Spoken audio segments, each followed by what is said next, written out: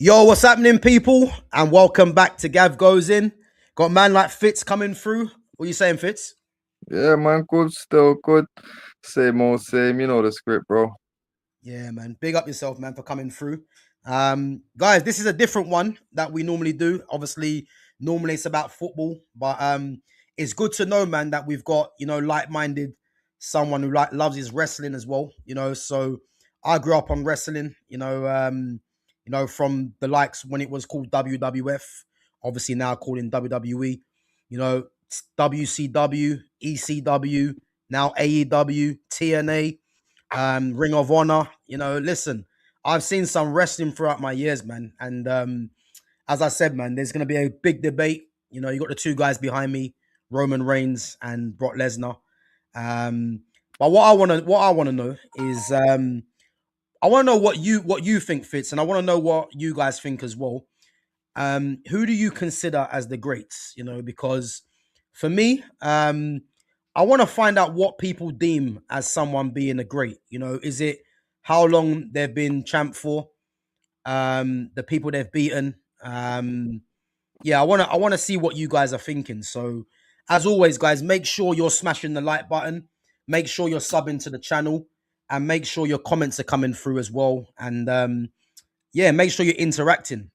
But Fitz, bro, I want you to start off, man. So, I mean, where do you stand on terms first and foremost, man, of the different wrestling promotions? I mean, what's your favorite one, or what's your early memories of the promotions?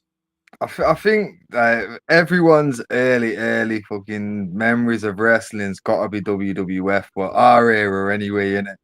Yeah, yeah, Like WWF was like the first one. Cause even though like I know, especially in England anyway, like I know WCW was still doing bits, but for the English audience, WWF, like 90, I'd say 18, 88, 89, 90s, it, Mm, it was it was taking over in England, innit? And then yeah, obviously, like, 'cause my early memories is like my big brothers having the old Game Boy. Remember the black and white Game Boy yeah, games? yeah. Come on, of You know what I course. mean? Like, it only had Yeah. like four characters on there, like Million Dollar Man and that. But like, bro, it was sick I though. forgot You about know what I him. mean? So that was my early ones. But then obviously when I got heavy into it was like I'd say Attitude Era, just before the Attitude Era, like Mm, 96, 97. And then mm, obviously because of the Attitude Era, you started hearing so much about WCW.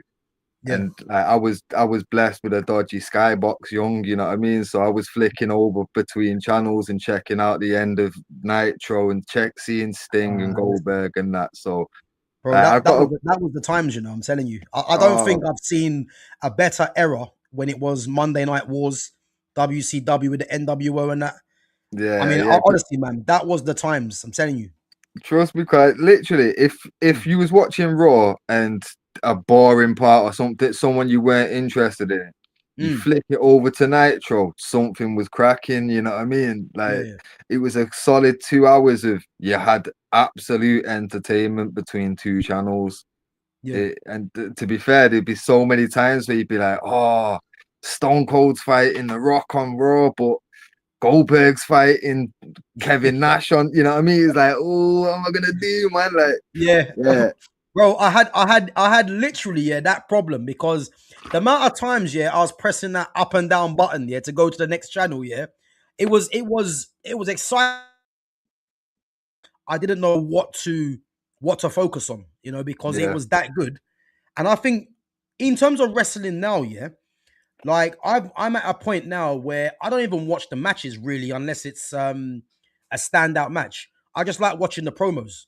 yeah. I'm You see pretty what I much the mean? same. Like, because Yeah. to be fair, bear in mind the era that we've come into, yeah, like Mm. guys that people don't even consider them greats. I consider them greats like Jake the Snake, Yeah, yeah, yeah. fucking Mr. Perfect, Million Dollar Man. These man could talk, but Yeah. then on top of it, they could wrestle. They weren't anywhere near the standard of like Bobby Lashley or even like a Yeah. Gargano and Ciampa and them man. Them man are out of this world in the They're ring. serious. But Yeah, yeah.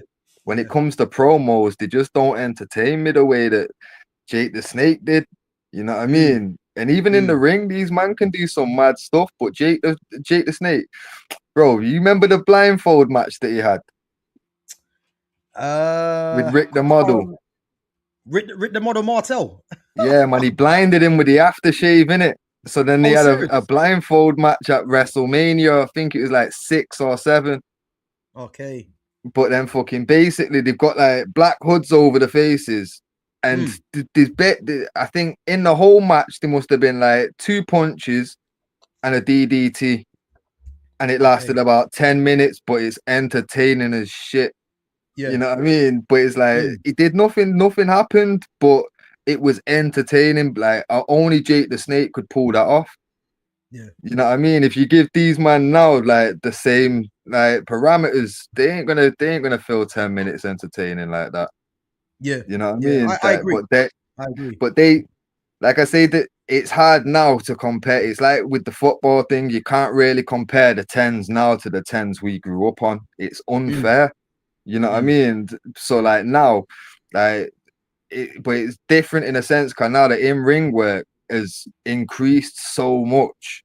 Like in ring, it's sick, but like the promos just aren't there for most of it. Like when I was thinking, because when you announced it was gonna be like who are the greats, I started thinking, I'm like, well, I can name a lot more from before 2000 than I can after 2000. You know what I mean? I'm just laughing, man, because I don't know if it's a troll or not. Like, what's he Akira saying? Because Tozawa, you know. I can't read it from here, bro. So he's saying, I think Akira Tozawa is the greatest of all time. So Tozawa's That, part of that what they American call Alpha, innit? American Alpha, yeah, with that idiot. What's his name? Oh, The it's in one it. that's The like fat an kid. angle. Uh, Yeah, yeah. yeah, yeah, Chad him as Gable. well. Chad Gable. Chad Gable, that's the one. Yeah. Yeah. So yeah, we're gonna ignore that one, man, because Yeah, Tozawa's that's a not. troll. That's a troll. That's like someone saying Repo Man. That's not serious. Oh, yeah, Repo man. I had a friend that looked just like him. You know, serious. Mad, mad. Repo man with the rope. Yeah, but Yeah. With the rope and the little burglar mask and that. that guy used to make me laugh, man. He was so shit, but like he was a character back then, man. But Yeah, but yeah, that's what I'm saying. Even the guys that couldn't work were entertaining, though. yeah, You yeah, know what I mean? Like nowadays, you've got guys that can work but just don't entertain me. yeah. I mean, Like that. in terms of I mean, who was your favorite in terms of promo? Ooh, promo. You know what? Yeah, Like as a kid, yeah. my favorites were Because we're Jake the getting at the WWF, aren't we? yeah. So it's Yeah, like Jake the Snake and that. But yeah. then obviously, like when I got a bit older, because I liked Jake the Snake's promo style, Mm. I gravitated heavily to Raven, bro. Raven's flock. Remember? Yeah, bro. Okay. Like every iteration he's had has been cold, but you know what's the coldest one when you actually look at the lineup? Remember the one he did in TNA, The Gathering? Oh, I can't remember. You know, the Gathering. Bro, he had a brother in there called D'Angelo something, and CM Punk was in there with CM Mickey Punk J. was part of his flock. The Yeah, Gathering. bro, in TNA, bro. No way. And Mickey James before she was Mickey James as well. No She way. looked she looked fire as well, bro. Like it was ridiculous. That I never, version of the flock was crazy. I But never yeah, even knew like that. Raven's fucking promos though, like Yeah. they they were like very intelligent and very kind of Mm. like they play mind games almost. You know what I mean? They weren't your stereotypical wrestling promos. They were like Jake's in it, Yeah. but like other than those type of promos, I like them. Like you see the Kevin Owens type guys, the guys that can make Mm. you laugh, or when they get serious, you believe them. Yeah. Like Yeah. I like that. Like I liked Mankind for that Oh same yeah. stuff. Like he could make you laugh, but at the same time, if he got serious, you believed that he believed it. You know what I mean? Yeah. Yeah. Um, I think when yeah, there's no doubt, man. When them guys were about, man, that's probably the best era of WWF at the time, man. With Undertaker, Mankind, Stone Cold, The Rock, Yeah, um, Kane. Kane. I mean, do you know what? When Kane just come in Hell in a Cell, and obviously no one expected him to come through. He comes in, tombstones his brother, the Undertaker. I'll tell you Mm. now, I remember as a kid watching that, yeah. I was glued to the TV. I just couldn't believe what I was seeing, man. And Yeah, the thing is as well, yeah, it's like, yeah, wrestling's gone away from that, because yeah, again, I grew up on the Hulk Hogan's and the Ultimate Warriors, yeah. and Macho obviously man. even like some of the basic moves, the moves that they had in comparison to what's going on now, like they're just basic shit moves, isn't it? But Yeah, yeah. these guys had aura for me, you know what I mean? Like Exactly. That was the they're thing. something different. Mm. Macho Man's finishing move was an elbow off the top rope. Yeah, yeah. That shit is a filler move in today's wrestling, you know what I mean? CM Mm, Punk does that just out of the blue randomly. It's not a finisher, it's not nothing. He's mm. never finished an opponent with it. A leg drop. Hulk Hogan used to finish a match with a leg drop, bro. The big boot and the Jake the leg drop. Snake with a DDT. You know what I mean? Even Yeah, down yeah. to Mankind did the same thing. For a while, it was a DDT as Cactus Jack, and then Raven Oh did yeah, the same, a yeah, DDT yeah, for a yeah. finisher. That was like when wrestling could still be considered like right. Look, even because a DDT, bro, head first, no protection into the floor. That should finish the match. Guys do that in the middle of a match, and then the guy will get up and do a taunt. You know what I mean? It's Yeah, like yeah. it's I feel like that's why it's lost its aura. It's the art of selling in terms of wrestling. It's the selling that makes it. Like if you think Mm, back, like Bret Hart, he looked like he was in pain. Shawn Michaels looked like he was in pain. You know what I mean? Even when they were like they'd sell a leg that had been worked on 5 minutes into the match, like mm, 20 minutes later, like they would remind you what has been hurt in that match. You know what I mean? It's yeah. like that kind of thing there, like because that's what made it feel so real. That's why everyone believed Stone Cold really passed out at the end of that Mania match and shit. You know what I mean? What from the tombstone from Owen Hart? Is that the one? Nah, that was when he broke his neck. That in it. Broke his neck. Yeah, yeah.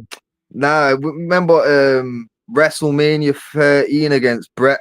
Bret had him in a sharpshooter and he's bleeding and that. He's just pouring out of him and that. Oh yes, I remember. I remember. Yeah, yeah, I Yeah, remember. yeah, like that. By the end of that match, because it was so brutal, they strangled each other with fucking the wires from the cameras and all kind of hit each other in there with the bell, heard the bell ring and all that. Like it was brutal for the time that it was. It was brutal. You didn't need Mm, bare barbed wire and all that, but by the end of it, you felt like these men had a war. You know what I mm, mean? yeah, Nowadays, bro, they've actually got to pull up the ring canvas and all kinds of shit to make it seem like they've done something. Like yeah, it's they are left when man stopped selling. You know what I mean? Like fucking look at that Cena Walter match. Yeah, them two are actually real great wrestlers, yeah. but they weren't selling half as much as they should have. How many AAs Walter got hit with? And he still fucking didn't sell it. He just kept getting. Bro, there was a point he got 8'd, pinned for a close 2 count.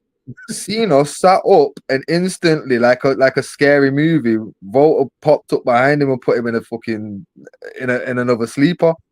There Yeah. was no sense. Like, what do you mean, bro? You just kicked out. How have you got the energy to jump up that quick? You know what I mean? Mm. That's It the thing, but this is the thing now, though, especially with finishers. Yeah, the finishers back in the day used to be the finisher, and they weren't yeah. getting up for shit. But it's like now, it's gone to a point now where you can't even guarantee a finisher is gonna finish them off. Oh Like yeah. More time, you that's need what at it's about least now. 3 finishes these days, isn't it? Yeah, yeah, 100%. Like but that shouldn't be the way. When Stone Cold hit the stunner, that was it. Yeah, You know what I he's mean? going to sleep. When Yeah, Diamond Dallas Page hit that fucking diamond that cutter. diamond Yeah, cutter, it was yeah, over. When Bret Hart got you in the sharpshooter, you tapped. When Kurt Angle got you in the ankle lock, it was done.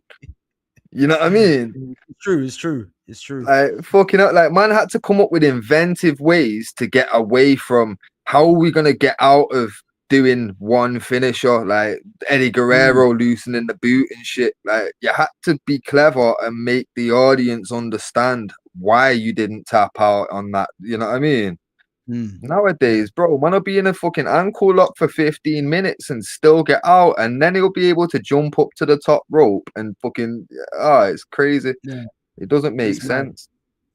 Yeah, it's But mad. It's mad. As I said, man, there was some moves back in the day. Like I didn't care who you was, man. You just weren't getting up, man. Like it's as simple yeah, as that, you know. But trust me. in terms of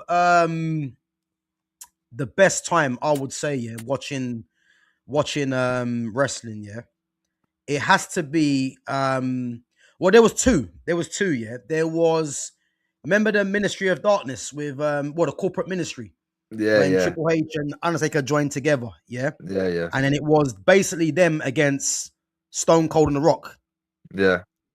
Like that was one of the best times, man, when they got together, man, because obviously the Ministry of Darkness was I forgot who was in there now. It was Undertaker, obviously Paul Bearer was there, and Yeah. then you had You had like Viscera, Viscera, yeah, APA, yes, Farouk and Bradshaw.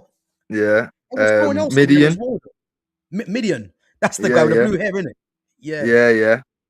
Um, who else is in there It now? was no, I don't know. I was gonna say Gangrel and Yeah, to be but they fair, were the Brood was in it for a minute. Brood. Okay, Yeah, all three of them, Edge, Christian, and Gangrel, they was in it oh, for a minute, but they got kicked out eventually in it. They lost okay, also. I remember them getting kicked out and basically jumped by them all in it. okay. You know, I thought they were part of them, but then obviously they come together with the ministry. I mean, with the corporation. And I tell Yeah, you yeah, now, man, when Triple H, yeah, when he, cause remember Hunter Hearst Helmsley, you know what I mean? And then I didn't see it coming, yeah, but when he got together with Undertaker, yeah, that's mm, when I started saying, you know what, Triple H is gonna be on a madness, you know, because he started becoming a bit more like edgy in a sense, you know what I mean? yeah, And yeah, then from there, with the corporate ministry, that's when he become the game Triple H, man. And yeah, went on to have the career that he did. But that's one of my best memories of watching wrestling when it was them against, like it was like Stone Cold and The Rock against all them, and yeah, yeah, then again Stephanie was getting kidnapped. You know, yeah, yeah. Stone Cold had Put to on be the the cross and savior. that. Yeah, Yeah, yeah, I used to enjoy it then. Yeah, and then I think what done it for me, yeah, as we mentioned, the Monday Night Wars, yeah, is when obviously Razor Ramon, um, you know, Kevin Nash and that went, or Diesel, should I say, went mm, to WCW, the Invasion. And I tell you now, man, when Hulk Hogan joined them, remember he was in the match against Sting and yeah. Stinger Macho Man, Macho Man. Yeah, Macho yeah. Man, and wasn't Lex Luger wasn't part of that, was he? Yeah, Right. he was, but I think he got took out injured before Hogan Yes, come out. and then Hogan was meant to be the one Everyone to thought he was gonna come replace Luger in it, and he dropped Luger. the leg on Macho Man. Yeah, yeah. I'm not gonna lie, yeah. When I watched that, yeah, I thought, because obviously at the time Hogan was like he was the big Oh, name. yeah, yeah. He'd been like the number one good guy forever in it, like, Yeah, and the biggest name as well. So no one's thinking that he was turning. yeah. When that happened, man, I could not believe it, man. I thought, because obviously he was like literally the number one, and obviously he's gone to the other side, man. And then that's when obviously the outsiders, obviously Hall and Nash, um, obviously become NWO with Hogan, man. And then from there, they just started recruiting Big Papa Pump, Scott Steiner, you know, The giant Macho and that. Man, Scott Norton. I don't The, even remember Scott Norton. Remember him? yeah, yeah, yeah, yeah. Scott Yeah, man. Norton, Stevie Ray. Stevie Ray, him and Booker T. Well, Booker T didn't go there, but they just recruited Buff Bagwell. And I'll tell Yeah, you now, yeah. man, watching that then was the times, man. Oh, trust me. And obviously they were going up against at the time was it Giant, because Giant obviously joined them, didn't he? Yeah, yeah, because they went against him for at first, in it, and then he Yeah, basically couldn't beat him, so he joined him in it. yeah. But then, And then, because remember, it was because Sting was obviously then the, before he become Black and White Sting. yeah, Obviously, yeah, didn't he get attacked or something like that? And then he comes back, and then obviously it's like a one-man crusade, man. Guy was hanging from Yeah, the yeah. rafters, man. Just If you remember, what happened was my man got jumped, and yeah, then basically, I think in storyline, while Sting was like recovering, they brought yeah, in fake Sting, if you remember, and everyone started fucking thinking that that was the real Sting, innit? And then yeah, Sting basically said, "Well, fuck yous, then you get me," and sat up at yeah, the top and just watched everything happening, innit? yeah, yeah, But yeah. That was crazy. but that's what I'm saying. Like those times, because bear in mind, on the other channel, yeah, you had like Undertaker. These times, Kai, we're talking like 96, 97 for that. So you're talking Undertaker versus Mankind, like the actual rivalry, not like the Hell in a Cell shit, but when they was doing the Buried Alive and all that kind of stuff. Yeah, yeah. I remember. Yeah. You've got Shawn versus Brett and Brett versus Austin as well. Mm, Shortly after that, in the '97, then you've got the Austin versus Rock. So like, you know what I'm saying? Like there's a heap of legendary rivalries all going on just within yeah. 2 years worth of time in the business. And then Mm, on top of that, if you're able to go back to ECW stuff in that time frame, that's where you've got AEW, boy. Raven and Tommy Dreamer beefing. You know what Oh I yeah, mean? yeah. And Raven and Sandman and And Perry fucking and remember Saturn was part. No, he was part of the tag team, innit? The yeah, yeah, he's in the Eliminators. Eliminators, in it, Yeah. Hey, listen, man. I'll tell you now. You see ECW, yeah, that was something else, man. New Jack oh, was ridiculous, man. bro. New Jack, I still say New Jack is the best talker that the business ever had, bro. Do you know Some what? of his I'll be promos are honest, yeah. joke, I didn't really get too much of his talking, man. I just knew when I'm watching a match with New Jack, yeah, he was gonna do something that I've never seen. yeah, Like yeah. the guy was stapling people's heads. Like he was just on something different. And you You know know what I what, mean? yeah? What also elevated it for me with New Jack was the fact he'd leave the music playing all the way through the match. So it felt like you was watching like a movie Yeah, scene or something, especially with the weapons. Like my mom was stapling dollar bills to people's foreheads and shit. bro. He Like, was saying close, man. I've bro, never seen that before in wrestling. yeah. And you know what, yeah? People Mm, credit Jeff Jarrett for doing all like the guitar thing and making it look proper mad. But New Jack was the first guy that I used to see the dust fly from the thing. Like he used to put talcum powder or something inside the guitar in it and make it look like it exploded. oh Like I man. swear, New Jack was innovative with that weapon stuff though. Like, Mm. I bro, see. I think he broke his leg. You know, from there was a match where he jumped from. I don't know if he was thrown. Something happened. He was either thrown or he jumped from somewhere. I saying like he broke his leg or something like that. I heard. bro, I know the story that you're talking about, bro. Like Oh, serious? it was him with a guy called Vic Grimes, and he's gone to throw him off. Like he's meant to throw him Okay, off, yeah, yeah. And the yeah, yeah, guy's saying, I don't want to do it, it's too high. He's wanting to back out. And New Jack saying, fuck that, you go in, I'm coming with you if I need to, you get me? And yeah. he's thrown him, and Vic's not let go in it. He's scared, so he's grabbed him. And obviously they both gone down, and Vic's landed on top of New Jack. It cracked his skull, bro. Right. Okay. Yes. Because I remember watching something on YouTube about that. Yeah. And I Yeah, think yeah. didn't New Jack wanted to beat him up, wanted to kill him or something like that. Bro, they had a rematch in Oh, he done it on what is it? purpose. Yeah. Something So he like got XPW. He he threw got him him off back like for the it. Yeah. yeah, yeah. Like he was basically meant to go through like a stack of bare tables, but he Yeah. aimed for the corner in it and like Yes, literally, that's what I see. That's what I see. Yes, I watched that the other day. Yeah, I didn't even know all that was going on.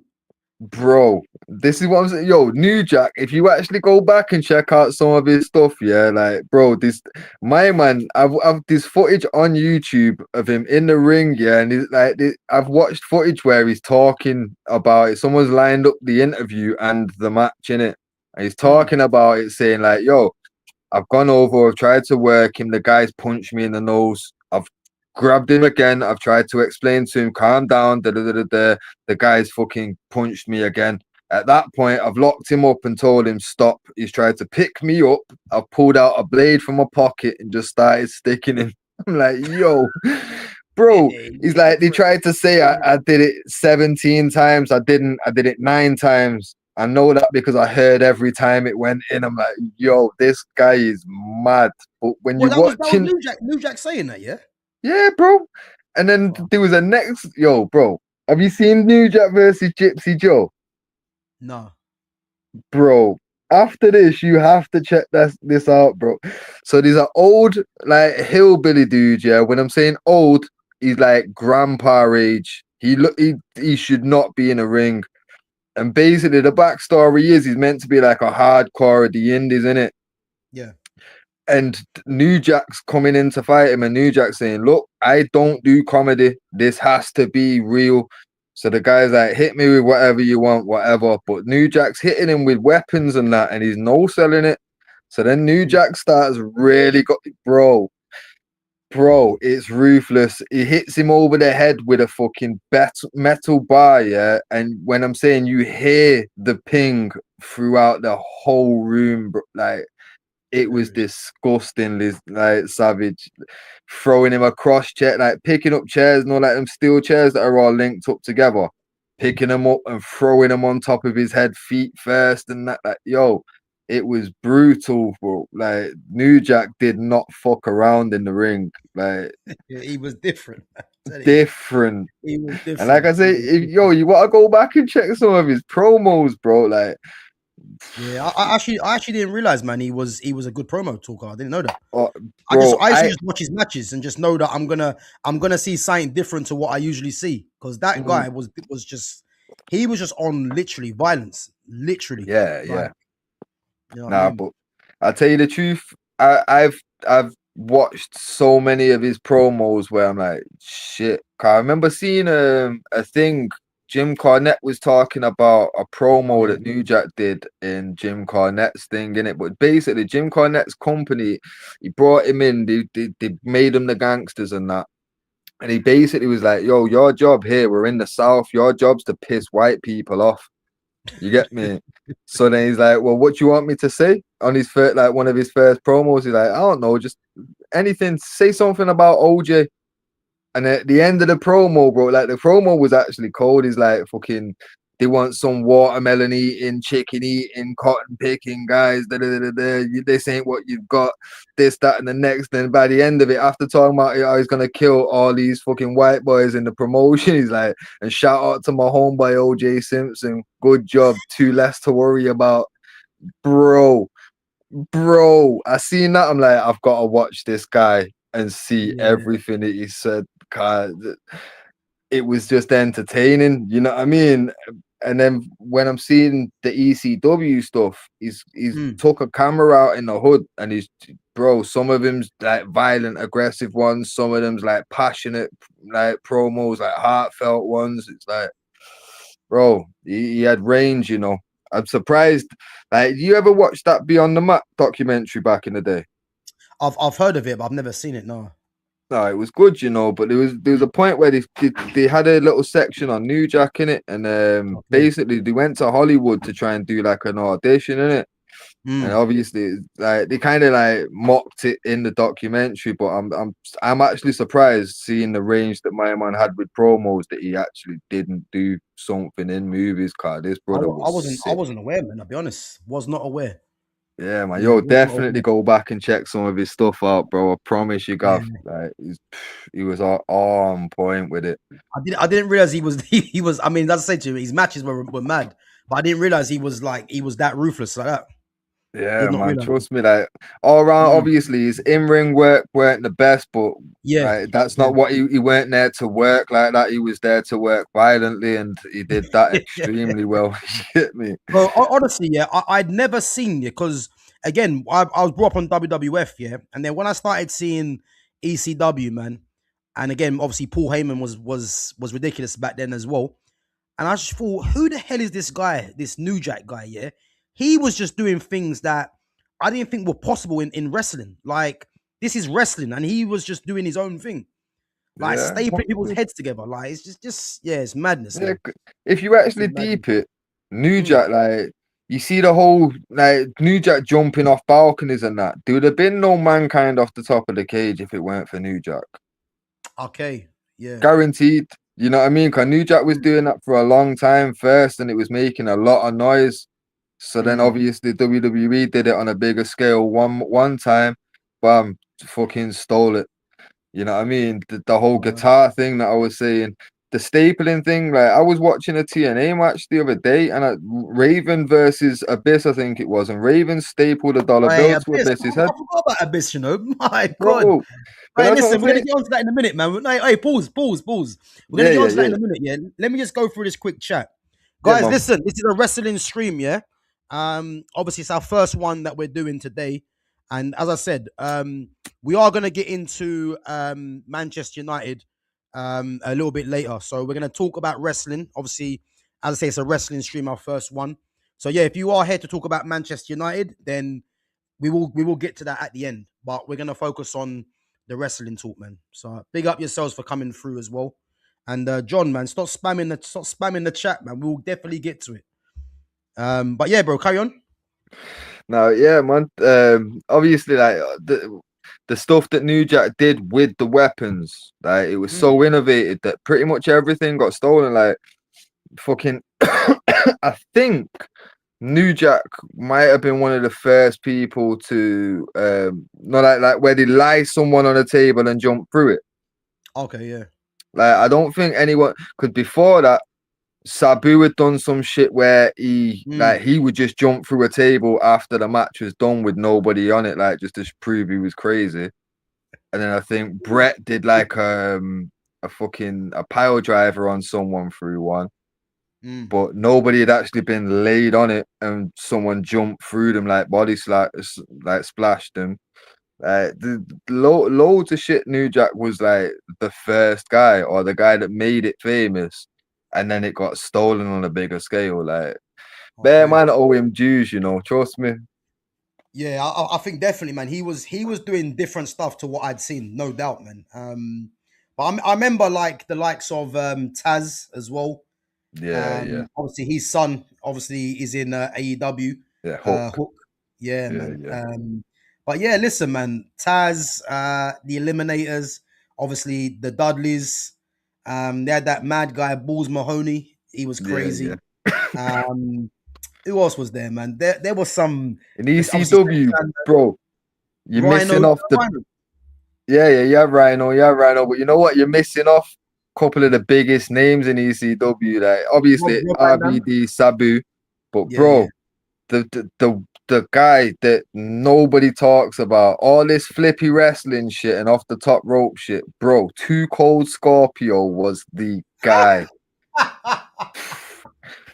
Too Cold Scorpio. I forgot about that guy. What did he bro. call Stan Johnston before? Bro, nah, nah, nah, nah. When he went to WWF and he turned him Yeah, into Flash Funk for a bit, Flash bro. Funk. That's the one. I knew he was saying Coast. Yeah, But you Flash know what Funk. though? I don't give a fuck. Oh, Flash he was in Funk was my he was in guy. ECW. He was Yeah, bro. ECW. Yeah, man. When he went to WWE as Flash Funk, before that he was Too Cold Scorpio. And Yeah. then like after that, like he signed for WWE. He'd been Flash Funk for a bit, didn't do nothing. And if you remember when Al Snow did the Job Squad with Yeah, I like do. Hardcore Holly and that, they all wore Holly. the Yeah, white yeah, shirts, it said yeah, JOB yeah, on it. yeah, yeah. He was in it then with them, man, and he'd actually gone back to Too Cold Scorpio. Right. Okay. And if you remember, my memory's fucking mad. If you remember them times as well, Terry Funk come back to WWF, and just before he'd gone turned it to Too Cold Scorpio, he was still Flash Funk, and he made Flash Funk and Terry Funk a tag team. Flash You know, Funk and remember that? Terry. No, I don't. I Flash don't. Flash Funk and Terry Funk was a tag team in WWF for a short period. They were trying to call them the Funks. I swear Oh down. man, I'm laughing here because I remember these. I remember these wrestlers, man. Terry Funk for me was I don't know, he reminded me of Mick Foley. Yeah, yeah. Them two basically, like I think Mick Foley's kind of like said that he kind of stylized his whole He's career off on Terry Terry in it. Funk. Yeah, Okay, like that was like his idol in it. okay. But like, Big up to Babs One Diva. Big up Ric Flair. You know, hey, listen. Obviously, Ric Flair, man. Obviously, John Cena beat his record, man, for the most amount of title wins, title holders of the WWE Championship. But yeah, Ric Flair was obviously part of the Four Horsemen. You know, yeah, with Mongo McMichael. Was it Malenko? Dean Malenko and Arn Anderson in it. Oh, Anderson, that's the guy. But Yeah, but that yeah, Mongo spot that kept getting changed bare in it. Like if you remember, Chris Benoit took that spot with Dean yeah. Malenko first. I think Uh, Arn Anderson and Ric Flair were always constants, isn't it? yeah, Because I yeah. swear Like Malenko coming in the late as well. early one, it was Ric Flair, Arn Anderson, and Tully Blanchard in it, and the Tony fourth spot Blanchard, kept that's it. getting changed around. Boy. And then obviously when Tully went, the other two spots just had to keep getting changed around in it. Mm. But to be fair, for me, unpopular opinion, I didn't like Ric Flair. Bro, I didn't. I didn't really. I mean, Ric Flair was a name because I think a bit much like Hulk Hogan, but he wasn't a wrestler that I used to like watching. If I'm honest. No. You know what it was for me that I think Yeah. ruined Ric Flair and Hulk Hogan was Mm. the fact that their matches were formulaic. You know what I mean? Like every match was pretty much the same. You knew Hulk Hogan's gonna end up getting beat up for about 5-10 minutes, and Mm. then he's gonna hulk up, do the big comeback. Ric Flair's gonna get thrown into the corner and come out and do the face bump. Like Yeah. it was like it just didn't feel like it was a real match. It was like you could replace their opponent with pretty much anyone, and it's gonna be Mm. the same thing. To me, Yeah. that never felt entertaining. That felt fake. That was like when people were telling me as a kid, like, you know, wrestling's fake. I'm like, no, it's not. They're like, look at Ric Flair's match. Why does he do the same thing every time? Look at Hulk Hogan. Like, to be fair, you're right. But then Yeah. I'm like, but look at it, look at Macho Man's and look at Mr. Perfect's and Yeah. so, but them two really did like, yeah, Mm. they could talk, but I didn't like their promos myself. Yeah. And I mean, even going back to looking at their wrestling moves. I mean, as I said, very basic moves. You know what I mean? but again, but there's people from their era with Yeah. basic moves that I'd still put on the great list, but I wouldn't put them two on. You know what I mean? Like the basic Mm. moves, like to a degree needs a mention, but it's like Mm. Jake the Snake being on the greats list and his finishing move was a DDT. Yeah. Yeah. You know what I mean? Mr. Yeah. Perfect's finishing move was a Perfect fucking flex. suplex, bro. Perfect flex. Yeah. You get Listen. me? Yeah. Like these aren't super moves in today's wrestling, but we don't Mm. have to explain that even though his move set was basic, we can just say these man were great. Yeah. Yeah. So for me, like it doesn't matter that Hogan's finishing move was just a leg drop because just a DDT, just a flying elbow, you know what I mean? Like Mm. Ultimate Warrior picked you up, dropped you, and then just jumped on your back. Yeah. Yeah. Yeah. Yeah. You know what I Yeah. mean? After giving you a fucking 10-second breather while he hits the ropes a million times first. His finishing move was so shit though. I ain't gonna lie. Bro, the It worst was so finisher. shit. Yeah. So Bro, but shit, that's what man. Like, he was putting people away with that. I don't trust know me, how. and that's what I'm saying. Like no one needs to say like, oh, but his finishing move was shit. So that, but like, yo, everyone's was back then. The $1 million man's was a fucking sleeper hold, bro. Yeah, yeah. You know what I Him mean? and One him of the and him most, and him and Owen R. Shyster. yeah, IRS. IRS. I listen. I'll tell you now, yeah. When they were a tag team, man, I'll tell you now, they were serious. They were Nah, trust serious, me. man. Money Incorporated. Money Incorporated. Yeah, listen. Money, man. That was the times, you know. That was the times. Let's get Trust back me, into some of these trust me. comments quickly. Um, Big up to Baz One Diva. Yeah, Eddie Guerrero, Booker T, Goldberg, Bret Hart, Yeah, Diamond Dallas Page, DDP. Yeah, big up. yeah. Guys, as I said, we will get in onto the football talk at the end. So again, if you guys want to stick around and contribute to the channel, if you're wrestling fans, then put your comments in. But as always, make sure you smash the like button. Make sure you sub to the channel. and make sure you share the channel as well. But we will be getting back to the football talk at the end. Big up to Babs One Diva as well with the with the super chat. Yeah, listen, Sting was the guy, man. That was the guy. He had Black and white aura, Sting. Yeah, listen, aura. he was not on games, man. That guy should just come in, man, with a Scorpion Death Drop, and when he felt like it, Scorpion Deathlock, and it was game over, man. So, and that baseball bat, yeah, listen, that Bro, was enough. Man. That don't was gas enough. me. I'm not even gonna lie. I bought myself a metal black baseball bat just to call it Sting. Boy, listen, Sting was the guy, man. I ain't gonna lie, man. He was the guy. But it looks like Darby Allin's trying to model himself off a Sting now. It's not working, man. It's Yeah, not yeah. working. But Sting's really tried to be that mentor for a minute. I've Yeah, not it's not fucked with working, man. that. Yeah, Nah, yeah, it's not working. Do you know why? Do you know why though? Yeah, it's because Darby Allin's a madman, yeah, but he hasn't got the presence, unfortunately. yeah. Sting, when Sting come down with that bat, man, there was no smiling. It was the bat, the white paint, and he was on smoke. And it didn't matter who you was, yeah. Someone was either going to get hit by the bat, the Scorpion Death Drop, or he'll just do whatever it was. Just the Stinger Splash as well.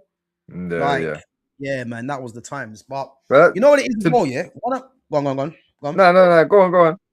No, I was gonna say one of my favorite ever wrestlers, yeah, back in the day, used to be a guy called he was sick, Texas Tornado. Do Yeah, you yeah, remember him? He was yeah, one of my yeah. favorite wrestlers. He was Yo, called he Sign was one of the Von Erichs, you Von know Erich. that, innit? Yes, I found out this, yeah. But he was one of my favorite wrestlers when I was growing up. Yeah, yeah, He had some serious moves, man. And then obviously he passed, didn't he? yeah, yeah. I think he passed away quite young. A Yeah. lot of But a lot of the Von Erichs, it's a real sad story. Their whole all the brothers, I think there's only one of them that's actually still alive. oh, serious. They all died like tragic accidents as well, in tragic ways, and suicides and stuff. It's a Mm, pretty effed up story. But you know what's mad? I um, know, you got onto Texas Tornado whilst he was in WWF, yeah? yeah. Right, bro. Did you know that he only had one foot? Who? Who we talking about, bro? Who had 1 foot? Texas Tornado, bro. He had 1 foot. What are you talking He about? had one foot, bro. Since when? Bro, he had a mad motorbike accident and lost his foot. He What? had a he What had an during wrestling? artificial foot and was still wrestling in WWF, bro. No way. I never knew Because that. he kept it a secret when it first happened, and then Mm. basically he got signed to WWF, and whilst he was signed, that's where they found out, like, yo, he's actually got a fucking fake foot. You get me? But at that point, it was like, well, we've already been pushing him. He's already been proving that he can go. You know what I Mm. mean? So Mm. they stuck with him. You know what I mean? But I think before they found out about the foot, I think they actually was like aiming towards like a top push for a minute, I didn't because even know like that. they'd give him the Intercontinental Championship and all Yeah. that. But I Mm. think after they found out he only had one foot, that they started kind of like putting the brakes on a bit. Shit, But I never yeah, knew that. I never knew. I seen that. You know what? Because I'm a proper geek for this wrestling shit. So like I listened to all the podcasts and that. And when Bruce Pritchard wasn't with Oh, WWE, when he was yeah. still when he was just on his own, like doing a podcast with that Conrad dude, Mm. he touched on that Texas Tornado for an episode. And yeah, man, Mm. it's crazy, like, because obviously he was Vince's right hand man at that time, innit? So he Yeah. knows everything. So when my man's telling you, like, yeah, we didn't know when we signed him, but we found out midway He had through his one run foot. that I never knew yeah, that. man. And that's what I'm saying, bro. Like, everyone likes Texas Tornado. Everyone that I know fucks with Texas Tornado. But Mm. yeah, man, he only had one foot. Imagine if he had 2 feet. It could, bro. It could have been a total He different was story. serious, He was serious, Trust me, man. because he would Yeah, I have given remember him him the growing up. push. Yeah, I remember him growing up. But bro, but let's move on anyway, yeah, because because obviously, like now, you know, obviously we talk about WCW, WWF, ECW. You know, they were some of my, you know, my greatest memories, man, growing up. You know, as I said to you, when it was the Attitude Era and then the NWO Invasion, like Yeah, that was the time, man. I loved wrestling, and then obviously once that was done, you know, because we can go on all night, man, about flipping, you know, the yeah, amount yeah, of the Stone Cold, the Rocks, that era. Because in terms of promos, man, the I even watch it to this day now. Yeah, I don't give a damn, man. The Rock on the mic, yeah, he was murdering people. Like when he used to murder Stephanie, like, bro, I was watching it recently. Yeah, The Rock was unrivaled, and then John Cena kind of took over from it as well. But yeah, I've never seen two guys on the mic like that, Rock and John Cena. I think they have to be two of the best for me, and I think yeah, CM Punk, he's another one for me that's in that mold. yeah, Um, but you know what it is, yeah? We're talking about TNA because you mentioned Abyss, yeah, and I forgot about these guys. And now Abyss, you know, Abyss is working in WWE now, isn't it? yeah, yeah. He's puts together the matches and that, don't he? He puts the matches together, yeah. And Yeah, yeah, when I first started watching TNA, yeah, this is when I started watching AJ Styles, man. yeah, He was yeah. one of my Samoa favorites as Joe and well. that. AJ Styles, the TNA X Division Championship, yeah. And Yeah, there was a guy called Low Key, yeah, yeah. Low Key, Elix Skipper. Amazing Um, Red, who's that? Amazing. Amazing Oh, Red. listen. This is when, yeah. This is when I watched TNA, I realized I've been watching WWF.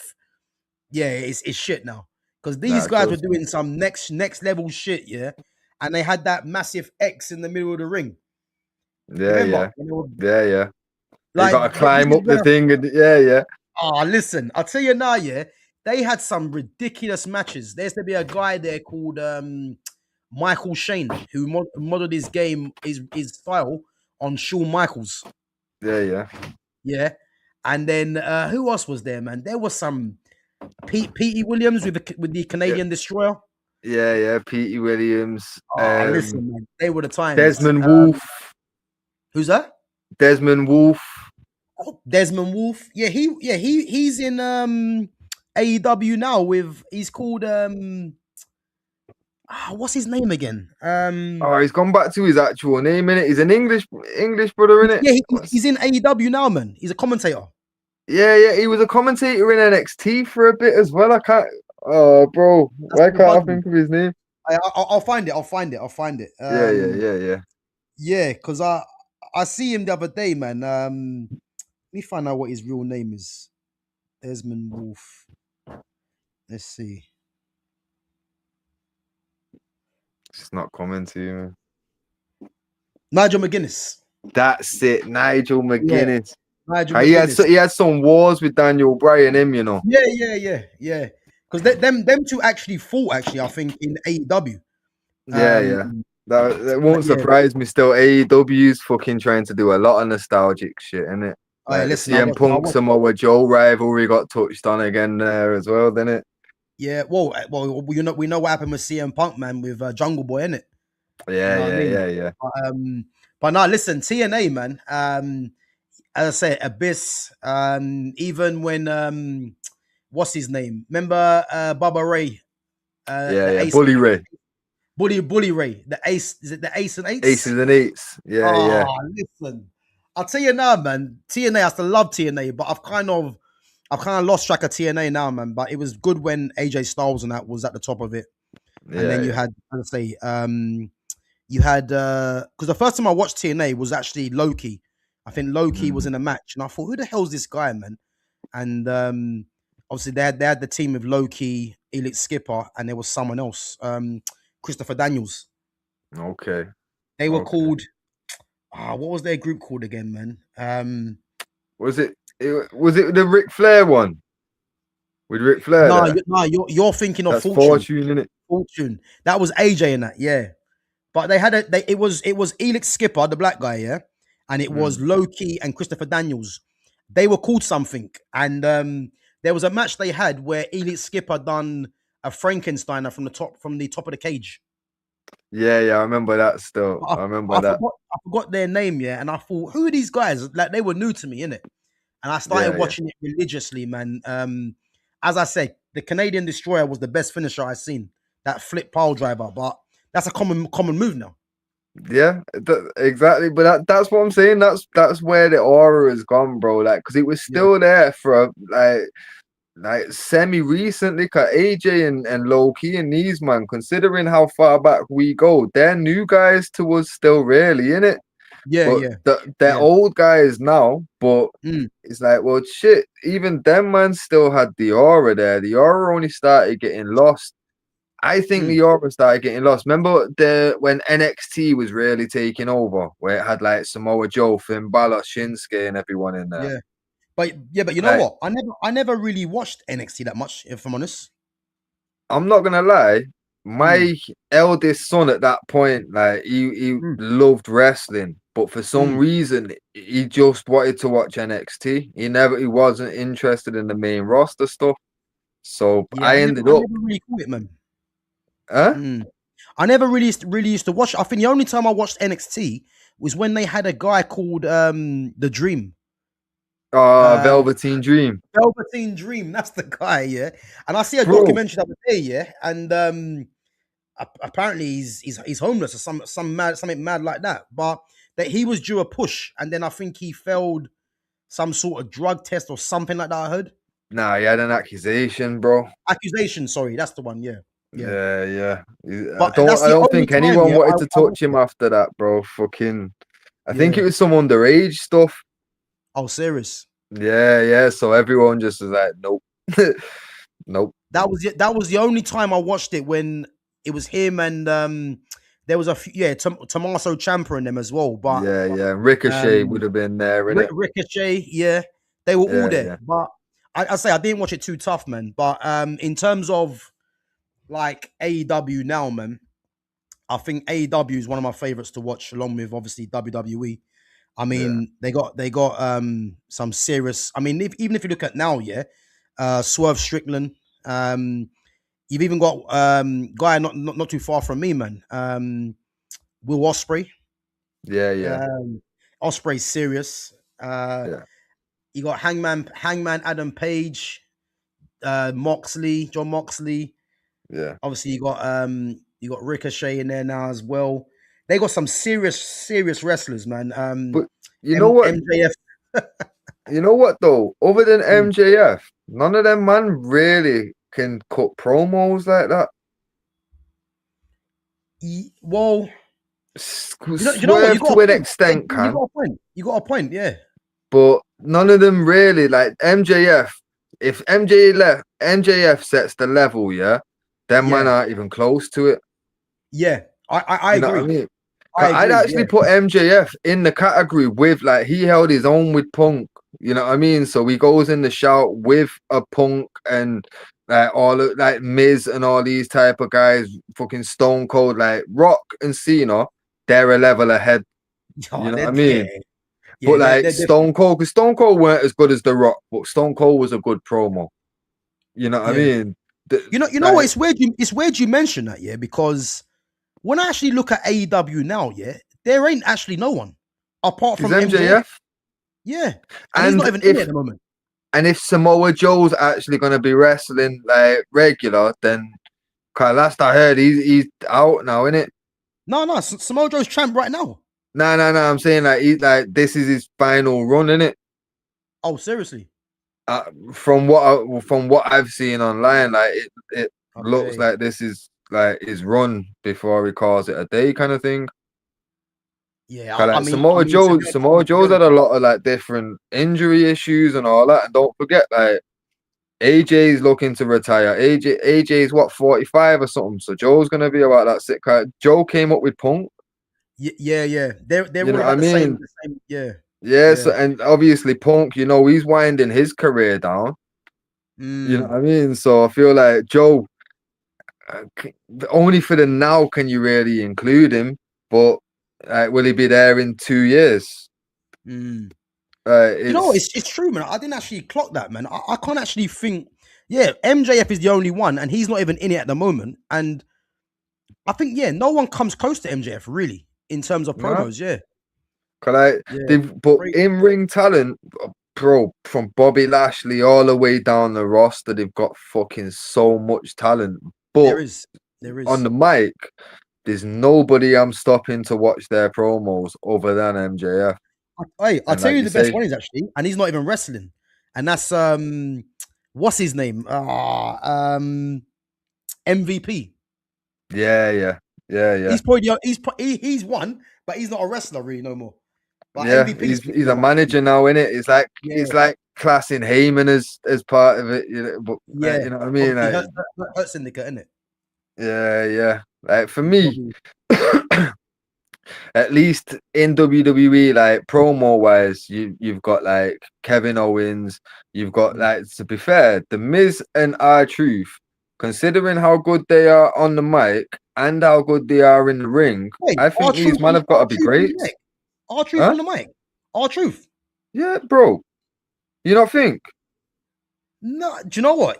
For me, he's a clown. Like from what I'm seeing. But no, because that's what I'm saying. So you right, but bear in mind, he does funny good, yeah, Yeah, right. But then yeah. obviously, you remember when he come back after he got sacked and he was gonna be, Yes, yes, yeah, you not remember yeah. that passionate promo? Right. So again, why have they not kept him like that? They should have. Here's the thing, bro. If you actually go back to like early TNA, I think he was like the first TNA champion. He was called K Quick. Now that was in Attitude Era. I remember that he was Road Dogg's partner in it. Oh yeah, all Bro, right, yeah, trust, but he was Ron the Truth Killings yeah, in yeah, TNA, yeah, yeah. and he Yes, I was, remember. Yeah, yeah, and if you watch then, bro, he come in, he was like militant black guy was his gimmick, yeah, bro, yes, you want to watch them promos there. My man was on job, yeah. I've said for time, it irritates me that they've made him a joke, they've bro. made him a clown, Honestly, I can't stand it. He's an absolute clown, man. Honestly, yeah. But that's not. honestly though, Yeah, in the ring though, like bro, is he can go, yeah, and he yeah, always could. Like if you think of prime R-Truth, like prime yeah, age, like you know what I mean, he was good. And then obviously you look at it like, right, well, promo wise, he can do both sides of the coin, but mm, it's not his fault that fucking he's been paid to do the clown role. You know what I mean? He could have said no, but then he's not gonna get paid the same wage, and he's just thinking about him and his kids, innit? yeah. I'd be True. on the same thing, bro. Like I'm not gonna lie. Go to TNA where you're gonna struggle and get paid a fourth of what you will at WWE, and you can be Mm, serious there or be a clown here. I'll be a clown for the big money. yeah.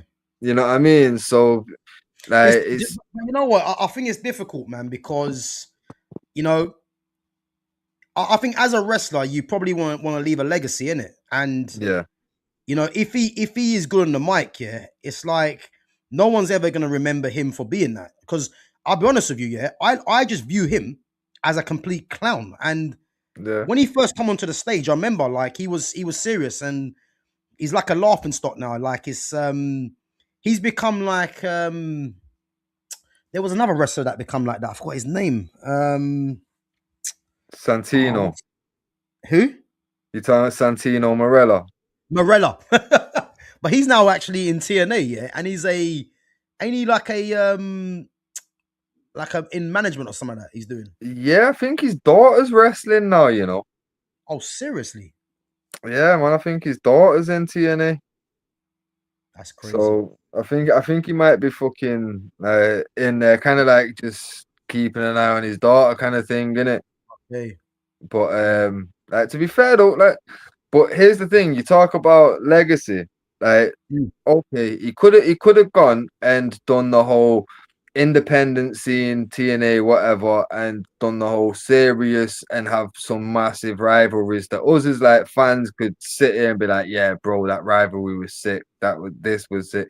But at the same time, look at how many moments that guy's got that are going to be shown in compilations and show reels and match reels before things. Every Royal Rumble, this guy's got about 4 clips. yeah. Yeah, like he's got the one where he comes in with the ladder and sets it up. He's got the one where he tries to get the tag in, and he's got the one where he goes into the women's Royal Rumble and asks, "Where's the guys?" That's just off the top of my head. Mm. And every Royal Rumble, they're gonna show those clips. Is that not legacy? Uh, I personally, I agree I, with you. I I hear would it. prefer a Yeah. wrestler have the feuds and everything. You know what I mean? The more Yeah, serious career, but that's what. Yeah. there is an argument for, well, what's the bigger legacy? Having that for internet fans like me and you, or being shown at every Royal Rumble from now until eternity? Mm. Cause like shit, our grandkids will see our truth. If they watch a Royal Rumble, they will see our truth through that jokey shit before they see the Rumble. Yeah. You know what I I mean? just don't like the fact that he's gonna be remembered for being really not a serious guy. You know, No, and but you have also got to remember though, bro, like there's mm, still like there's an agenda in football, there's an agenda in wrestling. It's not yeah, a coincidence when we go through like what when Kofi was crowned champion, how yeah, many black champions of the WWF had there been bro. beforehand? Why do you think? Yeah, I'm not happy with the R Truth thing. Yeah, yeah, That's purely the because reason. he very well could have been, you know what I mean? But look at Booker, King Booker, taking the piss, bro. You're taking the piss. You made Booker T in his prime years talk King. with an English accent Hey, like this and brother couldn't put up. you know what kills me about that? Yeah, go and look at Booker T. Yeah, when he was in WCW with Stevie Ray, Harlem Heat. Yeah, Harlem Heat. Yeah, were a serious tag team. You know, their Trust me. battles with the Spiners and that. Yeah, and you mean to tell me, yeah, he comes to WWE and he's talking with an English accent called King Booker, like Exactly, bro. But getting ripped. this is what I'm saying. You've got to remember the agenda. Like I said fucking at the end of the stream yesterday, like, yo, that Virgil gimmick was so racist. That was blatantly racist. You know what I mean? And he still got away with it. Oh, man. Junkyard Dog, bro. They sent a black man to the ring with a chain around his neck, a collar with a metal chain, bro. Oh man, I forgot about that. Bro, they turned fucking Tony Atlas into Samba Simba from the deep depths of Africa. You taking the piss, bro? Bro, Junkyard Dog, you know, I forgot about that. Yeah, Yeah, bro. Like, they fucked it, man, big time. you get me? Junkyard, Yo, Coco Beware was sick. High flyer, quick mover, all that, bro. Fuck yeah. that. Put a parrot on your shoulder and dance, boy. Like, taking the piss. Taking the piss, bro. Bro, I forgot about that. Coco Beware. Man was Yeah, part of the man. tag team with Owen Hart, remember? They were Yeah, called bro. the Fabulous Uh, Freebirds. Was what it was it? Freebirds? High voltage or high energy or something they were called, didn't it? High energy, you know. Oh God, man. But yeah, Ah, man. Like I say, there's an and again, agenda. So Virgil was Ted DiBiase's butler. bro, Butler, that was a slave, bro. Oh, My I'm man, so I see tired. my man get I'm so forced into tired. all kinds of predicaments, bro. Like that wasn't just for the wage, that bro. You'd Yeah. quit a job doing them kind of Hey, things. and they thought they could fool us, yeah, by making him part of NWO called Vincent. You get me? And bro, what was he in the NWO? He was just the guy that gets beat up every week. You're taking the piss, bro. Like, yo, nah, Oh, he was a serious guy, Virgil. He weren't, man. Him and his not at peanut all. head, man. Yo, do Ah, you remember when they tried to make him serious and they got Roddy Piper to train him? I lost count, man, because I couldn't take him seriously, man, when he's wearing them red and white spandex.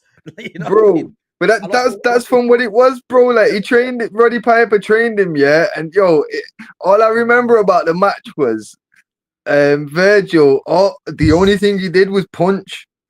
So like every time he got an attack, he did like 3 punches and got cut off, fucked up for a minute, and then threw a couple more punches and then got cut. Like, bro, I don't think I seen him do anything else other than throw a punch.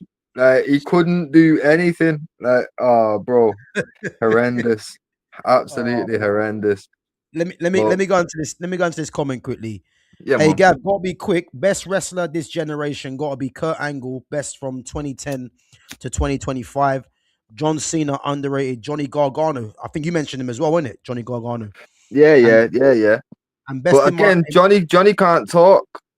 So yeah. to put him in with the greats, I think But again, yeah. Are you saying it in terms of an actual wrestler or everything combined? I think you've got to have the package. Like for me, Yeah, I'll overlook how your wins, losses, your character. yeah, Like end of the day, how good of a promo are they? How good mm, are they in the ring? mm, And how, like what's the overall aura? You know what I mean? Like because yeah, someone can be fantastic in the ring, but just look like any guy. Darby Allin.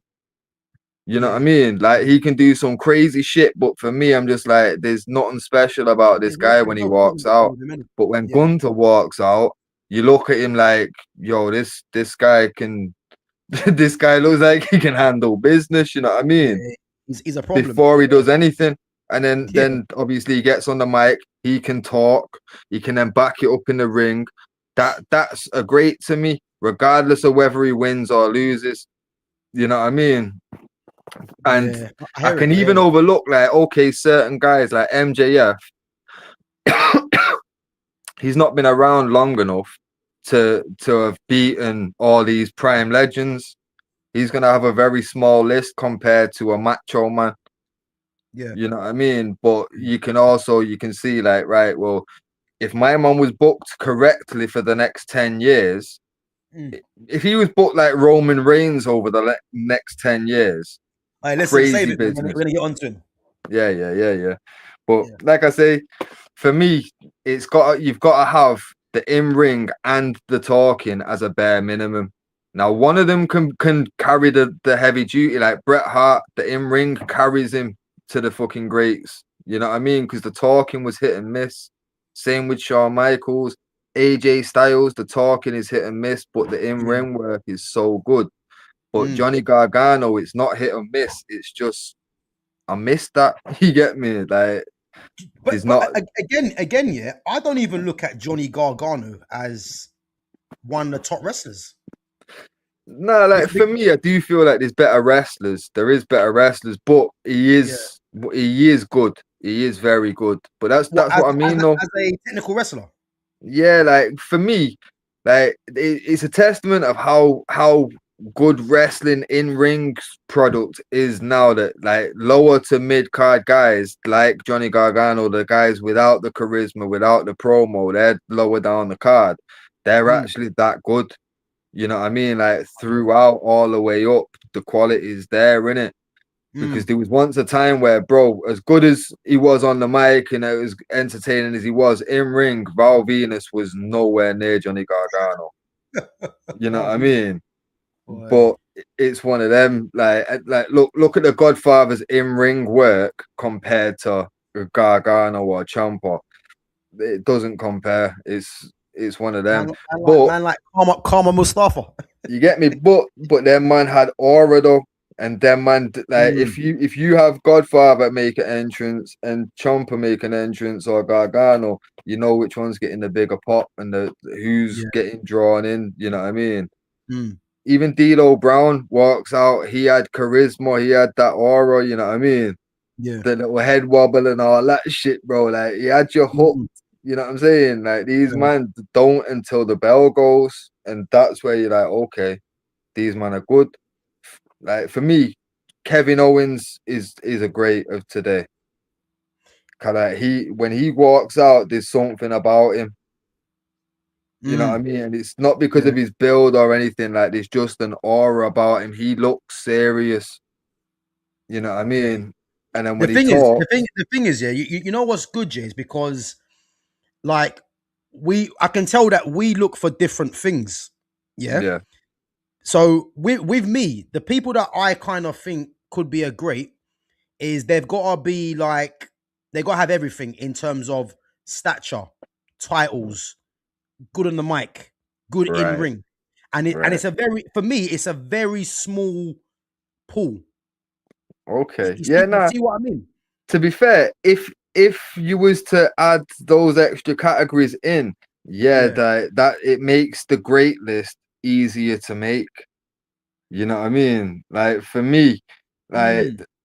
like because obviously like with greats, like because to be fair, the way that you're looking at the wrestling thing is exactly how I do with the football thing. Like that was the whole argument with the Van Dyke thing. Yeah, yeah. You know what I Yeah, mean? yeah. So Yeah, I can't knock that. If anything, that is probably the better way to look at it. yeah. But for me, like because in sports, it's not predetermined. You know what I mean? Mm. In wrestling, you're given your role. You're told you're gonna be the good guy. You're gonna be the fucking comedic relief. You're gonna be this that. You know what I mean? So it's Mm. kind of out of your control to a degree. So, like for example, for me, Triple H has always got that asterisk next to is he a great, because he got to a point where did he really deserve the titles that he won?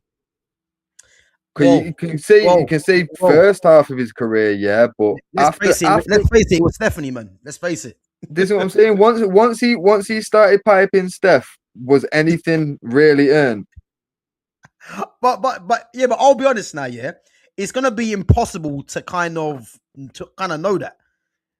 That's no, but Like, that's the thing. But that's why you've got to be like, well, some people will still give it to him and say, look, he was sick on the mic. He's got so many matches that were classed as greats and da da da da. But I'm like, but for me, mm, if we're gonna include the titles and all that, Triple H is gonna come into that conversation. But yeah. that's where it's like, but can you really consider that? You know what I But mean? what? But I'll tell you why I would. Yeah, because what I would say, without Triple H, yeah, I don't think you get a Stone Cold or a Rock. I do. I think Triple H played a massive part in that, in my opinion.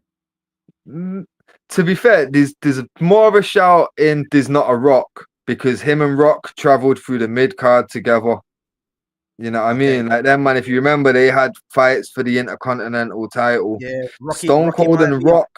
Yeah. Stone Cold and Rock did, but Stone Mm, Cold was elevated to the main title, and then the Rock was so basically Stone Cold was the champ, and then when he yeah. got elevated to the main champ, fucking Yeah. Rock was the Intercontinental, and then Mm, Rock started feuding with Triple H. You know what I yeah. mean? So it Yeah. was Yeah. like Stone Cold moved up from the rivalry with Rock, and Rock's now stepped in with fucking Triple H for the IC. And then obviously once Triple H got the IC, Rock moved up to the world title picture, and then Triple H was fighting. I think it was Owen Hart after the screw job. You know Yeah. what I It mean? was. Yeah. So it's like if like it was one of them. For me, Triple H didn't play a part in Austin because Austin was the Was guy. already going up anyway. Yeah. Yeah, but then but for me, The Rock had already done the whole thing with Austin when him and Mm, Triple H started getting into it.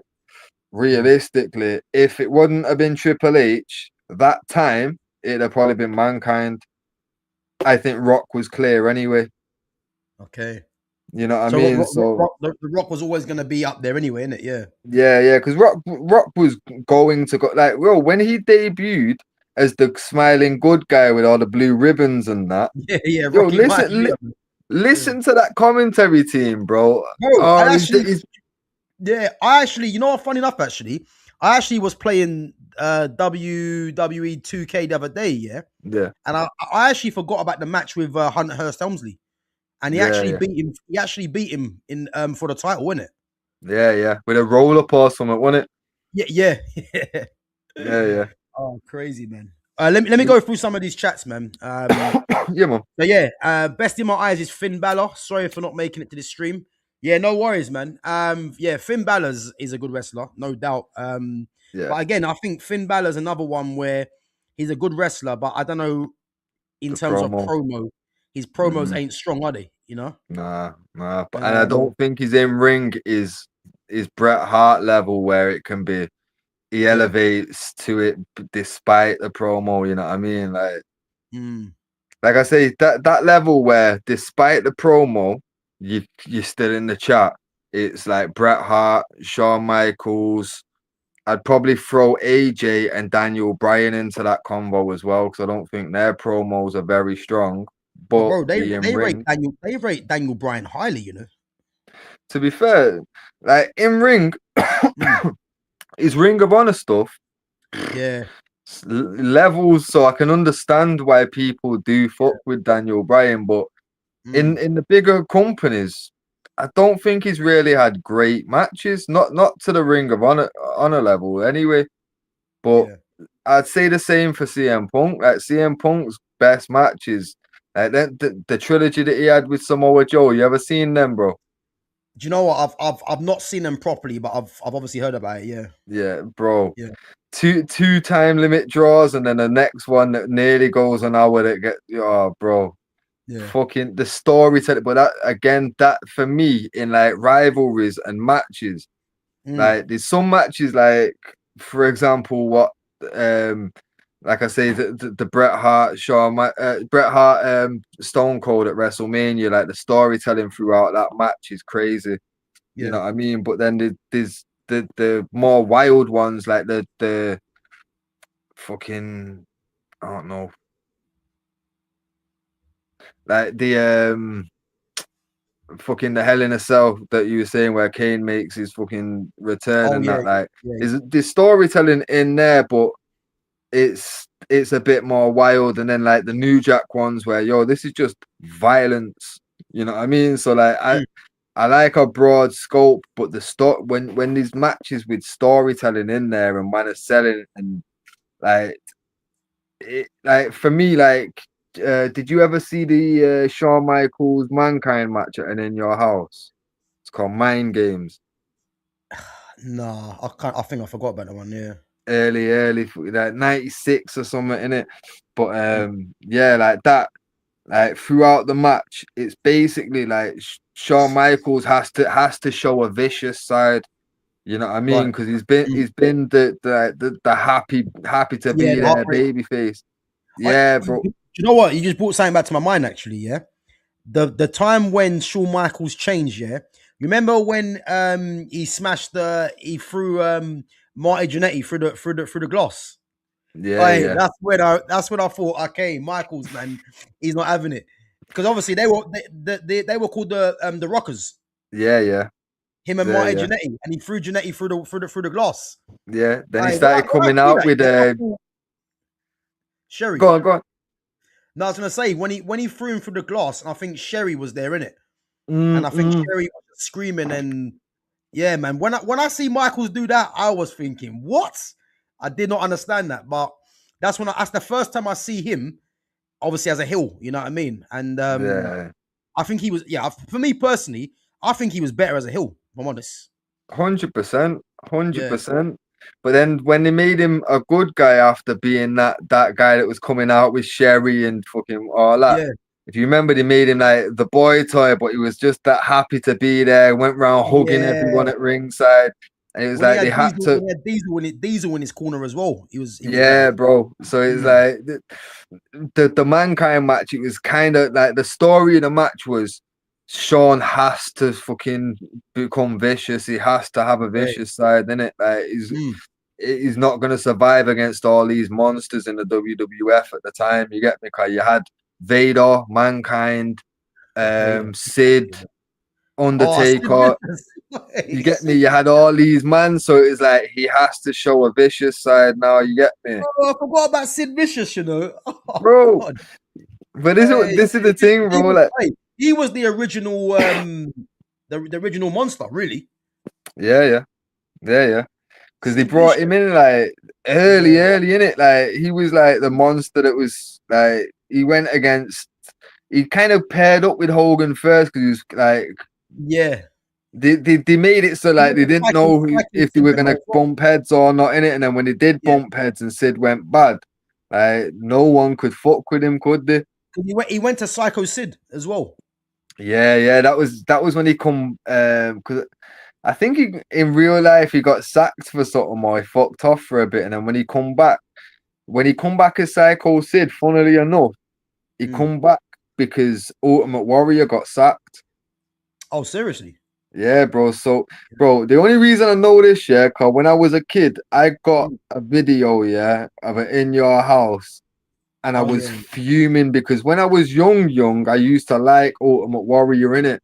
Mm. And bro, funnily enough, one of my guys, even though now in hindsight he couldn't wrestle or talk, Ahmed Johnson was one of my guys, bro. Oh, yeah, the So Pearl River plunge. you get me?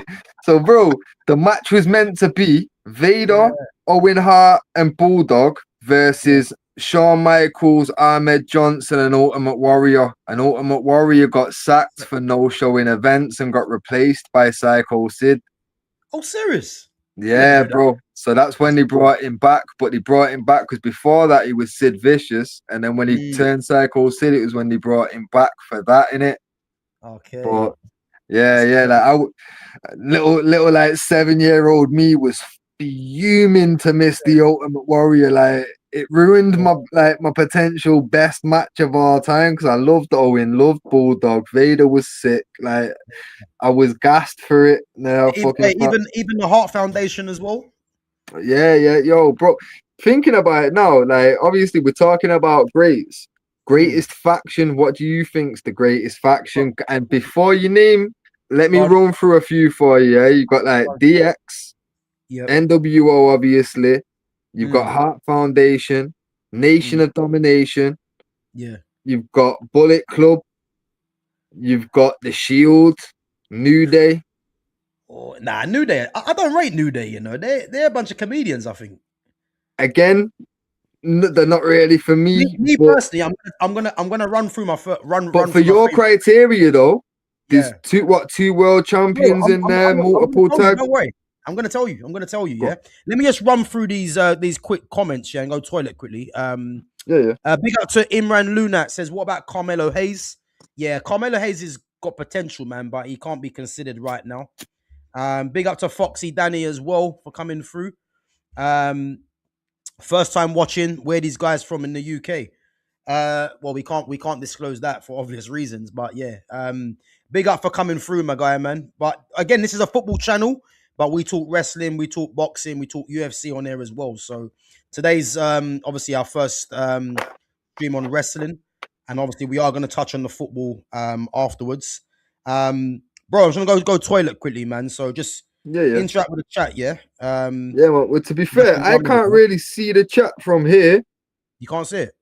Nah, cause I've only got this small screen. And to be fair, yeah, one sec.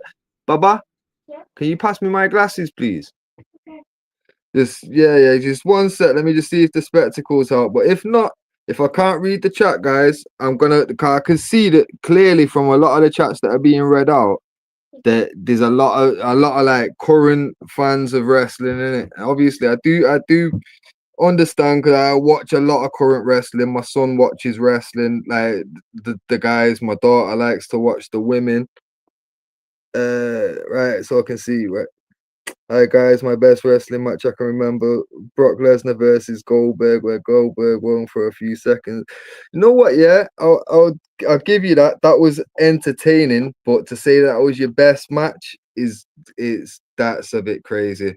Um, you know what? Again, clearly, I feel like you're a new school wrestling fan, which I respect. Obviously, you born in whatever area you're born in, you don't follow wrestling until you follow wrestling. But if you like that Lesnar match, check out Lesnar and Angle. Yeah, they did an Iron Man match on a random episode of SmackDown. If you Google it, you'll get the episode. The episode will be on Netflix or wherever you are in the world on whatever streaming site.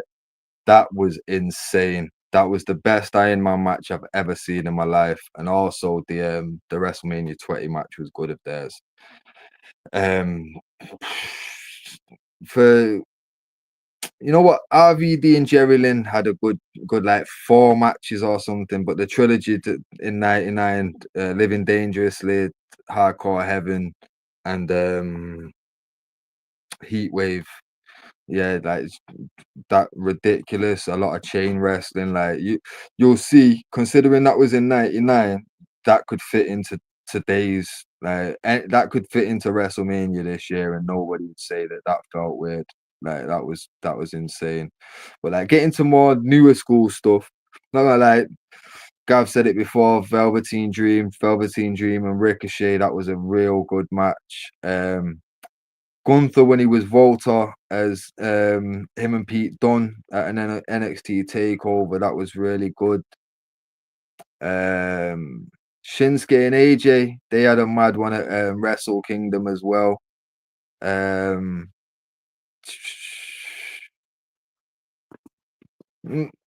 I'd probably have a look at like the Punk and Lesnar and Punk and Cena and the more recent WWE stuff. But yeah, I'm not having Goldberg in Goldberg, you like know. five. Oh yeah, I read that comment because it didn't move on. I just decided to just reel off a few suggestions of matches to check out. Cause I know that this Mm. is clearly a more current audience of Yeah, yeah, WWE fans in it. So I was yeah. like, well, now go back and check out like RVD and Jerry Lynn and stuff like that. You know Hey, what I mean, Jerry Lynn, man. Hey, go. He's bro? security now, isn't he? Jerry Lynn. I think so, yeah. Like Mm. it's crazy to see what they do with like the guys from our era now. Like you find them all over the show doing different jobs, innit? Yeah, man, But it's crazy. Even like man, like Maven. I see yeah, Maven yeah, part of it as well. Yeah, bro. he was. Maven's doing bits on YouTube. You know, I'm not gonna lie. I Was it? keep seeing his face pop up everywhere. Oh, serious? Yeah, man. Like I think he's got a YouTube channel, but like I seen him. He had something recently with the Dudleys. He had something recently with Mm. Undertaker. Like bare shit popping up because obviously bare stuff I watch is wrestling. Just Yeah. seeing all these, I'm like, rah, Maven. I'm not watching anything with Maven, but the fact that he's got Undertaker podcasts and shit, I'm like, okay, this guy's doing Mm. bits in it. Oh, he's clearly putting more effort into his YouTube than his wrestling. Nah, trust me, bro. Yeah, Trust 'cause me, he was whack. I'm telling you, he was bro. whack. Oh God. Well, yeah, yo. Considering that comment there that was that saying that the greatest match was Goldberg beating Brock in like 5 seconds or something with the spear and a Wait. jackhammer, That can't be the best match. What are we doing here? bro. That's what they said. So I'm saying, yo, did you ever see Lesnar versus Angle in the Iron Man match on SmackDown? I can't remember it. To be fair, I can't remember it. Bro, I try and remind like so basically the first fall goes to Angle because Lesnar hits Angle with a chair and gives the fall to Angle Oh, and pins DQ, him twice straight after it. You get me? So like it goes to 2-1 immediately in it. Like it was the smartest thing I've ever seen Brock Lesnar do. It was incredible. Well, yeah, like that Iron Man match was insane, bro. Like yeah. fucking I can't, I definitely. can't, I can't really tell you the best match I've seen, man, because there's been so many, man. I think one of the matches that stand out for me though has to be the TLC, Oh, Dudley's Edge and Christian and the yeah, Hardys. yeah, I think that's yeah. one match I'll never forget because there was so much going on, yeah, and it's like I couldn't even tell you who was gonna win that match because I mean I think what did Edge and Christian win it? No, did Edge and Christian win it? Yeah, yeah, yeah. I think they won both of them. You know, I think they were undefeated in the TLC. You know, I remember when Edge spared Jeff Hardy from yeah, the when it's hanging off the belts, in it, oh my lord, bro. man. I didn't know what was happening. Like that's And one match I'll never forget. when the ladder tipped from the middle of the ring and went through all the tables outside Yeah, and that, yeah, yeah. bro, some Yeah. crazy spots in that, Yeah. crazy spot.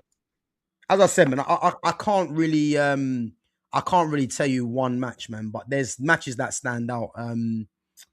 So yeah. But yeah, you Uh, mentioned about the faction, yeah? Yeah, yeah. See, this is difficult. This is difficult, yeah, because there was too many, yeah. I think, and again, it's probably gonna be more recency bias, yeah. But for me, it's gotta be the bloodline. It's gotta be the bloodline for me, man. I mean, the reason I'm saying it's the bloodline, yeah, is because for me, you've got the best of the best for me. You know, and again, it's gonna be controversial, isn't it? Yeah. But I think Roman Reigns has to be up there. But again, isn't the greatest at promos, but he's got better. He has Yeah, definitely yeah. got better. And I Working with think, Heyman's helped, innit? oh, well, working with him is going to help anyone. I mean, Yeah, that yeah. guy's an absolute beast, man. Paul Heyman, like, he's the best hype man I've ever seen. Yeah, Like, yeah. there's no one Best that goes manager of all time, Heyman, innit? oh, Gotta be. listen, he's ridiculous, man. And on the And mic as well, yeah. He just and that's coming from two men that grew up with Bobby the Brain Heenan, so that's a compliment there, you yeah, know. yeah. You know what I Listen, mean? he's better than Bobby the Brain, man. He's better. Yeah, but and Ridiculous. it's not even close. And Bobby the Like, Brain was sick. You know what yeah, I mean? So yo, Heyman's the guy, man. I've got to give it him. he is, man. And But the, yeah, I, but I the think, as I say, bloodline. recency bias will tell me the bloodline. But then, I mean, you had NWO Wolfpack. I This is what I'm mean, saying, bro. I The know, man. elite. Remember when they did the elite version? Who was there again? So in the elite, it was when they had Wolfpack and NWO, but they just took the top guys from it. So like the elite, I think it was like Sting, Kevin Nash, Sting, Sting, Luger. Matt Nash, Hall, Macho Man, Hogan, Steiner, and Giant. Oh, Maybe you know what I mean. uh, It was like uh, it was Conan, elite. Conan as well. K Dog, remember him? Yeah. But yo, even though like yo. Do you remember when they had an ECW invasion in TNA? Ah, yes. What in TNA? Yeah, bro. No, I remember the ECW in Bro, WWE. No, bro, there was a faction.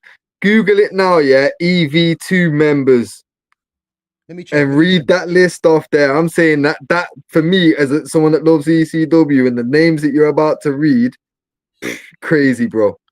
Invading TNA, yeah. Yeah, bro. They did a storyline when he came in, and then basically, I think it was like 2010, because he did Hard Justice was Oh yes, Hardcore I remember Justice. this. I remember this. Yes. Yeah. Read I read remember them this. names off that list, bro. 1 minute, 1 minute, 1 minute. I'm getting it up now. Yeah.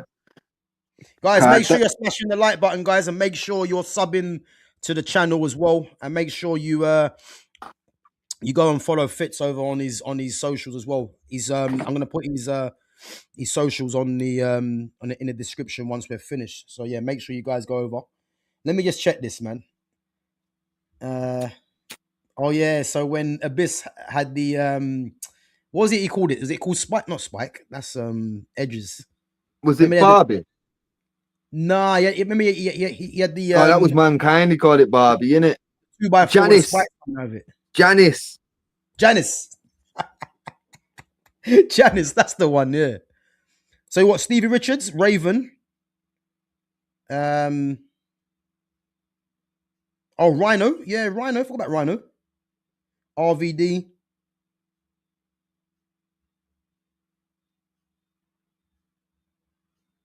Who else is there? Should see Sabu, Mick Foley. Think Jerry Lynn.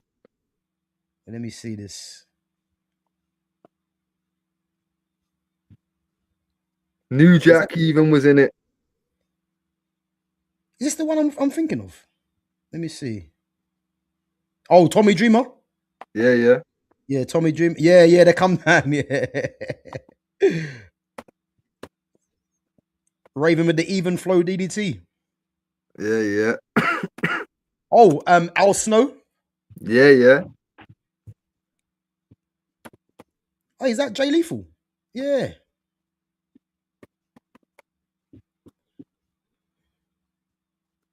Oh yeah, Dudley's.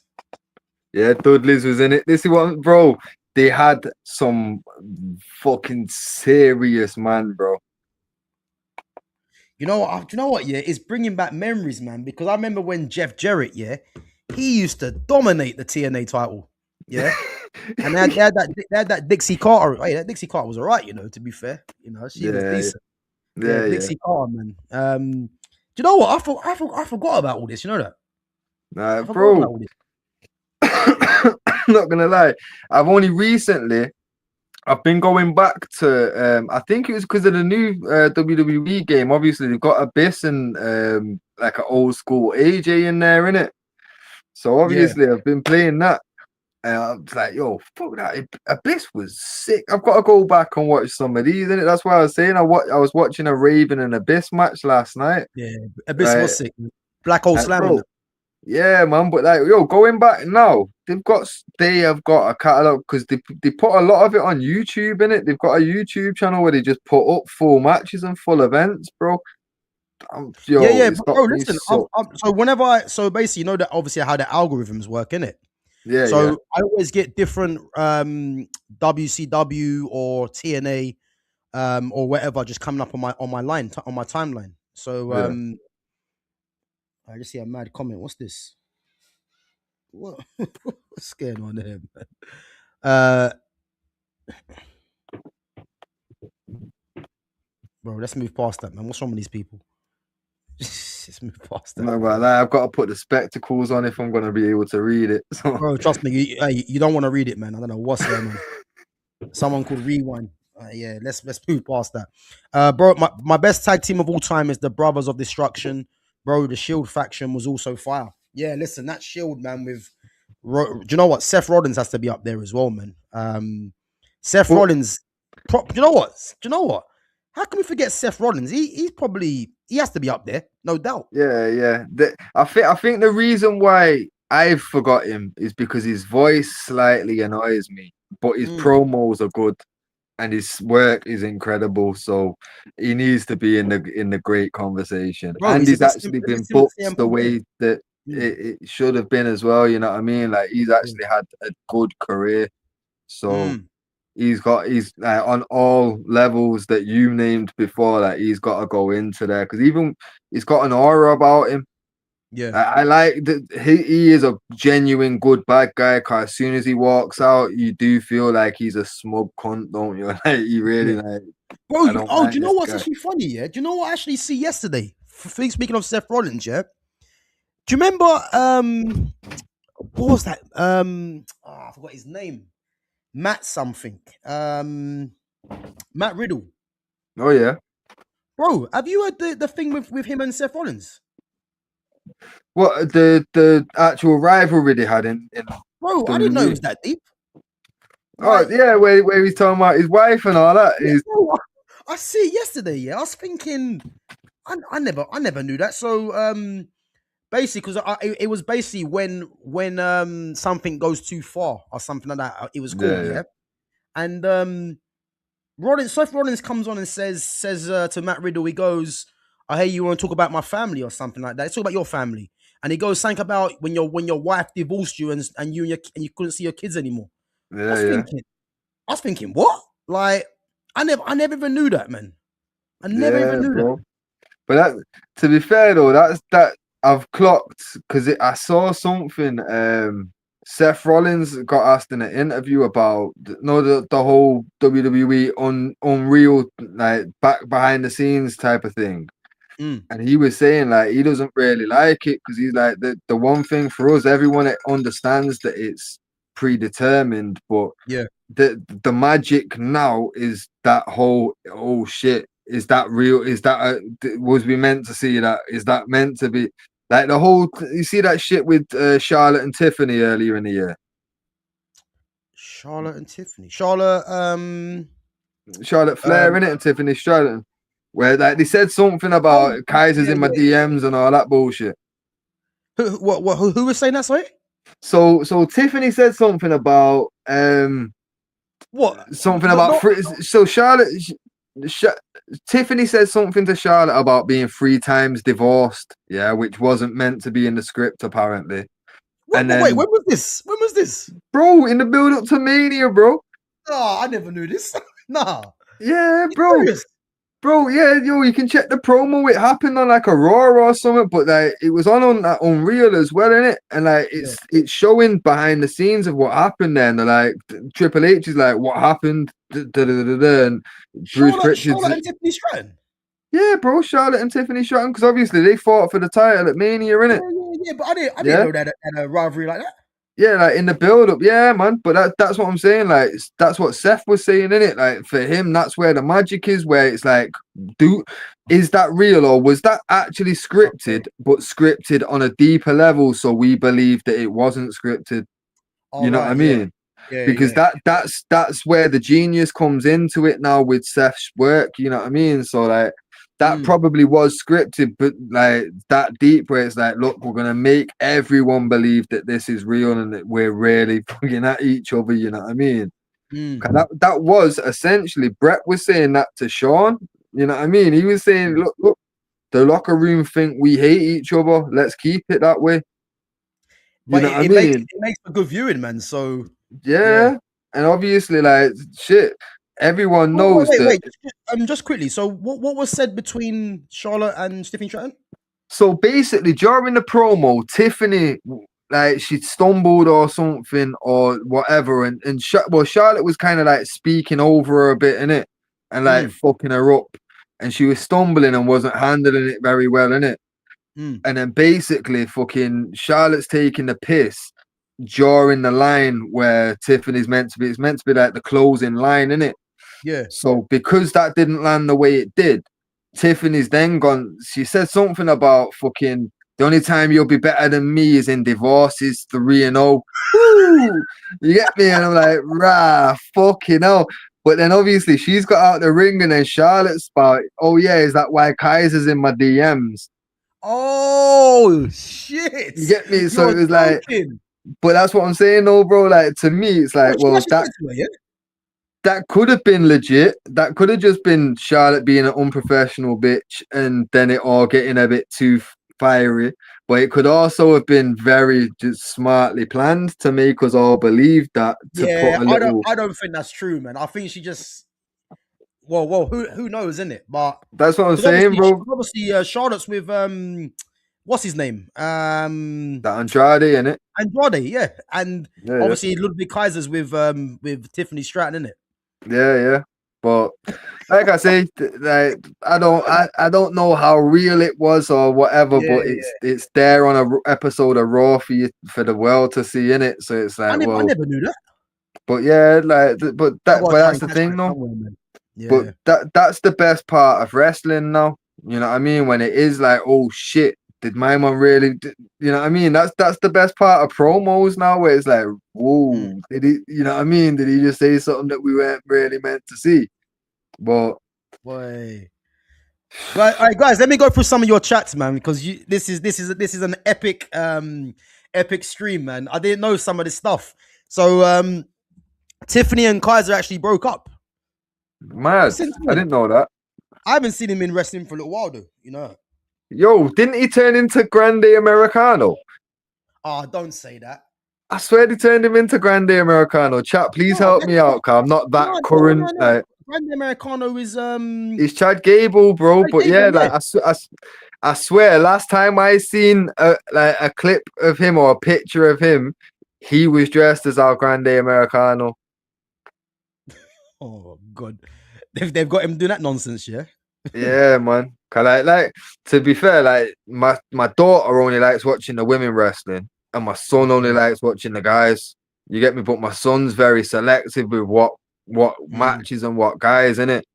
So like I don't really see much of certain people, and Ludwig Kaiser's one of them in it. But it's one of them. When he was with Gunther, like, because my son likes Gunther, but it's one of them, bro. Like now he's off on his own thing. Don't get to see him much. I ain't seen him for a while, man. To be fair, but yeah, I swear last I saw he was El Grande Americano. Didn't know that at all, man. So I know part of that American whatever they called. I know who was is it the Creed brothers? Because one of them was one of them is had the mask on as well, isn't it? Yeah, because they're trying to do the whole. Remember the Blue Blazer thing? Oh yeah. Where it's who's the Blue Blazer? I remember one time Owen was in the ring and they brought the Blue Blazer down, and it was probably Jeff Jarrett or someone. But it's like it's the exact same gimmick in a different mask. You know what I mean? But obviously though, like it is. I see it for what it is now. When I was a kid watching it, I was caught into it. Like, oh wait, so it's not Owen. I thought what like. Who is it then? You know what I mean? Like it proper blew my mind. But now I'm like, yeah, I see what they're doing. And Yeah. because like there's people of our gen that will see that, I think that's why they do the little Easter eggs of like Ludwig Kaiser's got like total different frames and builds to these guys, innit? Like Yeah, there's no similarities, I would never have thought that, to be honest. I but would never have thought that. but yeah, like I say, I swear they made him out grande, Okay. but fucking madness. So Taz is the real goat of pro wrestling. Without Taz, no Brock Lesnar, no Paul Heyman, no ECW, no Bobby Lashley. First man to defeat Kurt Angle, the most booked man in ECW, Grand Slam champion. ECW. I You hear know it. what? I hear it. No, he's got arguments there, but one thing I will say was ECW was doing like fairly well. Like, not obviously they never done well enough to really fucking compete, but they were Mm, doing fairly well before Taz, when Taz was the Tasmaniac before the MMA gimmick. And he yeah. wasn't the first MMA gimmick because Karma was, if you remember Karma, the extreme, Mustafa. what was it, the extreme fighting machine or the ultimate fighting machine? Yeah, yeah. Common Mustafa, innit? Yeah, bro, that was like 93. You know what I mean? Like that was Mm. straight after Papa Shango. You know what I'm saying? Like, so this is what Right, I'm saying. Papa We're Shango, talking man. Repo Man days. He did the MMA gimmick. You know what I mean? And obviously, yeah, Taz came round about what 98, 9 to I think it was 99 to WWE. By Mm, then, we'd already had Dan Severn and Ken Shamrock there. Both of them, man, came from Ultimate Fighting Championship to WWE. yeah, So I'm not having the hold is no Brock Lesnar car. They fucking would be. They really would be. yeah. Especially my man was a beast in college at wrestling, and Him, him, most him collegiate and Bobby Lashley, wrestlers. man. Him and Bobby Huh? Lashley, Yeah. yeah. Same with Bobby Mm. Lashley. Same with Shelton Benjamin. All Shelton these Benjamin. man sick collegiate wrestlers. All the way back to even Mr. Perfect was a sick collegiate wrestler. Mm. Yeah, The most of these the men have thing won with that. Bobby Lashley though, yeah, why Bobby Lashley never got a major push in WWE? I mean, he was champ for a bit, but I think the kind of push that I've seen a lot of other wrestlers get, man, I'm surprised he wasn't one of them Bro, because him on the mic. I mean, he ain't the greatest, but then again, he's not the worst. You know what I mean? but you know what lets him down? Mm. It's how soft spoken he is. It's his Yeah. voice. Mm. Like for his frame and his build, he sounds way too polite. You know what I It's always the mean? way, though, isn't it? Yeah. Yeah, yeah. But like obviously you can cut a decent promo because the brother can talk, but he doesn't sound intimidating compared to like the voice doesn't match the picture. You Yeah. know what I mean? I know what you mean. I So know what you it's mean. Yeah. I feel like that kind of throws a lot of people, but let's be totally honest. There's one huge, outstanding reason why he's not been given the push of a Roman Reigns, a Seth Rollins, a Dean Ambrose. One of these is not like the other, bro. It's the Well, agenda is popping in again. You know what I mean? oh, Like yeah, but this is it's the same reason why we got our truth doing what our truth's doing. You know what I mean? exactly, bro. Yeah. Exactly. Like Mm, it's a absolute disgrace. Like look at it, bro. mm, Shelton Benjamin came through with yeah. John Cena, Randy Orton, and Mm. Brock Lesnar. Yeah, But and remember Batista, who was and he? Remember Batista. who was he partnering with though? Remember Brock. Charlie Haas. Oh yeah, yeah, yeah, yeah, yeah. But you know, fucking when he was like when they was in that OVW, the old school developmental thing before they got called up to the main roster. Yeah. Shelton Benjamin and Brock Lesnar were tag team partners there. Partners. Yeah. And Yeah. that's Yeah. Yeah. because Shelton Benjamin was basically teaching Brock what to do. Oh, serious? Jim Cornette was that confident in Shelton Benjamin that he put them together as a tag team for Shelton to kind of lead him in matches and show him how to do bits. And then Brock went there, and Shelton just stayed there. Yep. But bro, look at it like this. Like they did this famously. There's a class of OVW, yeah, that Jim Cornette trained and developed and did in that OVW and sent to there, yeah. Mm. Fucking, it was Randy Orton, John Cena, Brock Lesnar, Batista, and Shelton Benjamin. Now look at those 5 people there, yeah. You see Wait, where wait, the other wait. four Run went? through them. John Cena, Randy Orton, Batista. John Cena, Randy Orton, Batista, Brock Lesnar, and Shelton Benjamin. Well, let's just say it right there. All them So guys, what bar Shelton Benjamin, have all been champs. exactly? And what's the one difference between these, man? They're all white and he's black. Exactly, bro. So that's why I don't like using the what have they won in the argument for wrestling, because Shelton Benjamin and Bobby Lashley are in that conversation. Yeah. You know what I You mean? know what's funny you saying that, Fitz, now, yeah? It's like I done a poll today, yeah? And I purposely put Bobby Lashley in there because for Yeah, me, Bobby Lashley for me is no different to Brock Lesnar. yeah, yeah. He's no different to him. It's I A think and B. Brock Yeah, Lesnar comes across probably as more the ruthless kind of individual. But yeah, Bobby Lashley can go there if he wanted to. You know what I mean? yeah. Like put it like this: if like see how Brock Lesnar, his whole career, he's had fucking Paul Heyman as the mouthpiece. Yeah. If Yeah. Bobby Lashley, his whole career just had MVP as the Ooh, yeah. mouthpiece, Yeah. total different story. Yeah. Like some people should never have to talk. Like Brock Lesnar, if you watch his promos where him and Kurt Angle was feuding, like he can talk, he can get serious, he can be jokey, he can do a bit, but he shouldn't have to. Cause his voice doesn't really match his frame. Yeah. You know Yeah. what I mean? So it's like these men need mouthpieces to Yeah. these stay quiet. Kane should have never took off the mask and never said a word. Oh, when he done that, man, it was the Ruined end. everything. It When ruined he started everything. talking with the thing, Oh God, bro, man. ruined it. And his first words was suck Hey, it. I ain't gonna lie, the Rock ripped him though when he the Rock Yeah, ripped yeah. But that's what I'm saying. Because he give the world ways to take the piss. Yeah. I Don't agree. say a word. You were Michael Myers. You were Jason. Yeah. No one knew what you were thinking. No one knew what was going to happen till it happened. You get me? Bro, you're spot on, man. You're spot on. I'm telling you, you're spot on. Swear Why to they done God. that? Yeah, because I'll tell you now, when he invaded that Hell in a Cell and destroyed Undertaker, yeah, I said to myself, who the fuck is this guy? Yeah. And then Trust me. obviously they say obviously he's Undertaker's brother. Yeah. I said they need to keep this going for as long as possible And because he's bro, a demon, this guy. do you Yeah. remember the following weeks? Basically, he didn't want a match with anyone. He only wanted a match with The Undertaker. So do you remember what he used to do? Mm. Midway through random matches, the fucking lights would go out, his music would play, and he'd come and just destroy everyone in the ring. You get me? It didn't matter who was wrestling, Ahmed Johnson versus Farouk. Both them men are getting laid out immediately by Kane. You know what I mean? Bro, to the point where they did it like 6-7 weeks on the bounce, and then finally they did it during a midgets match. You remember? They had a little people's match. But back then they used to call it midget match. You get me?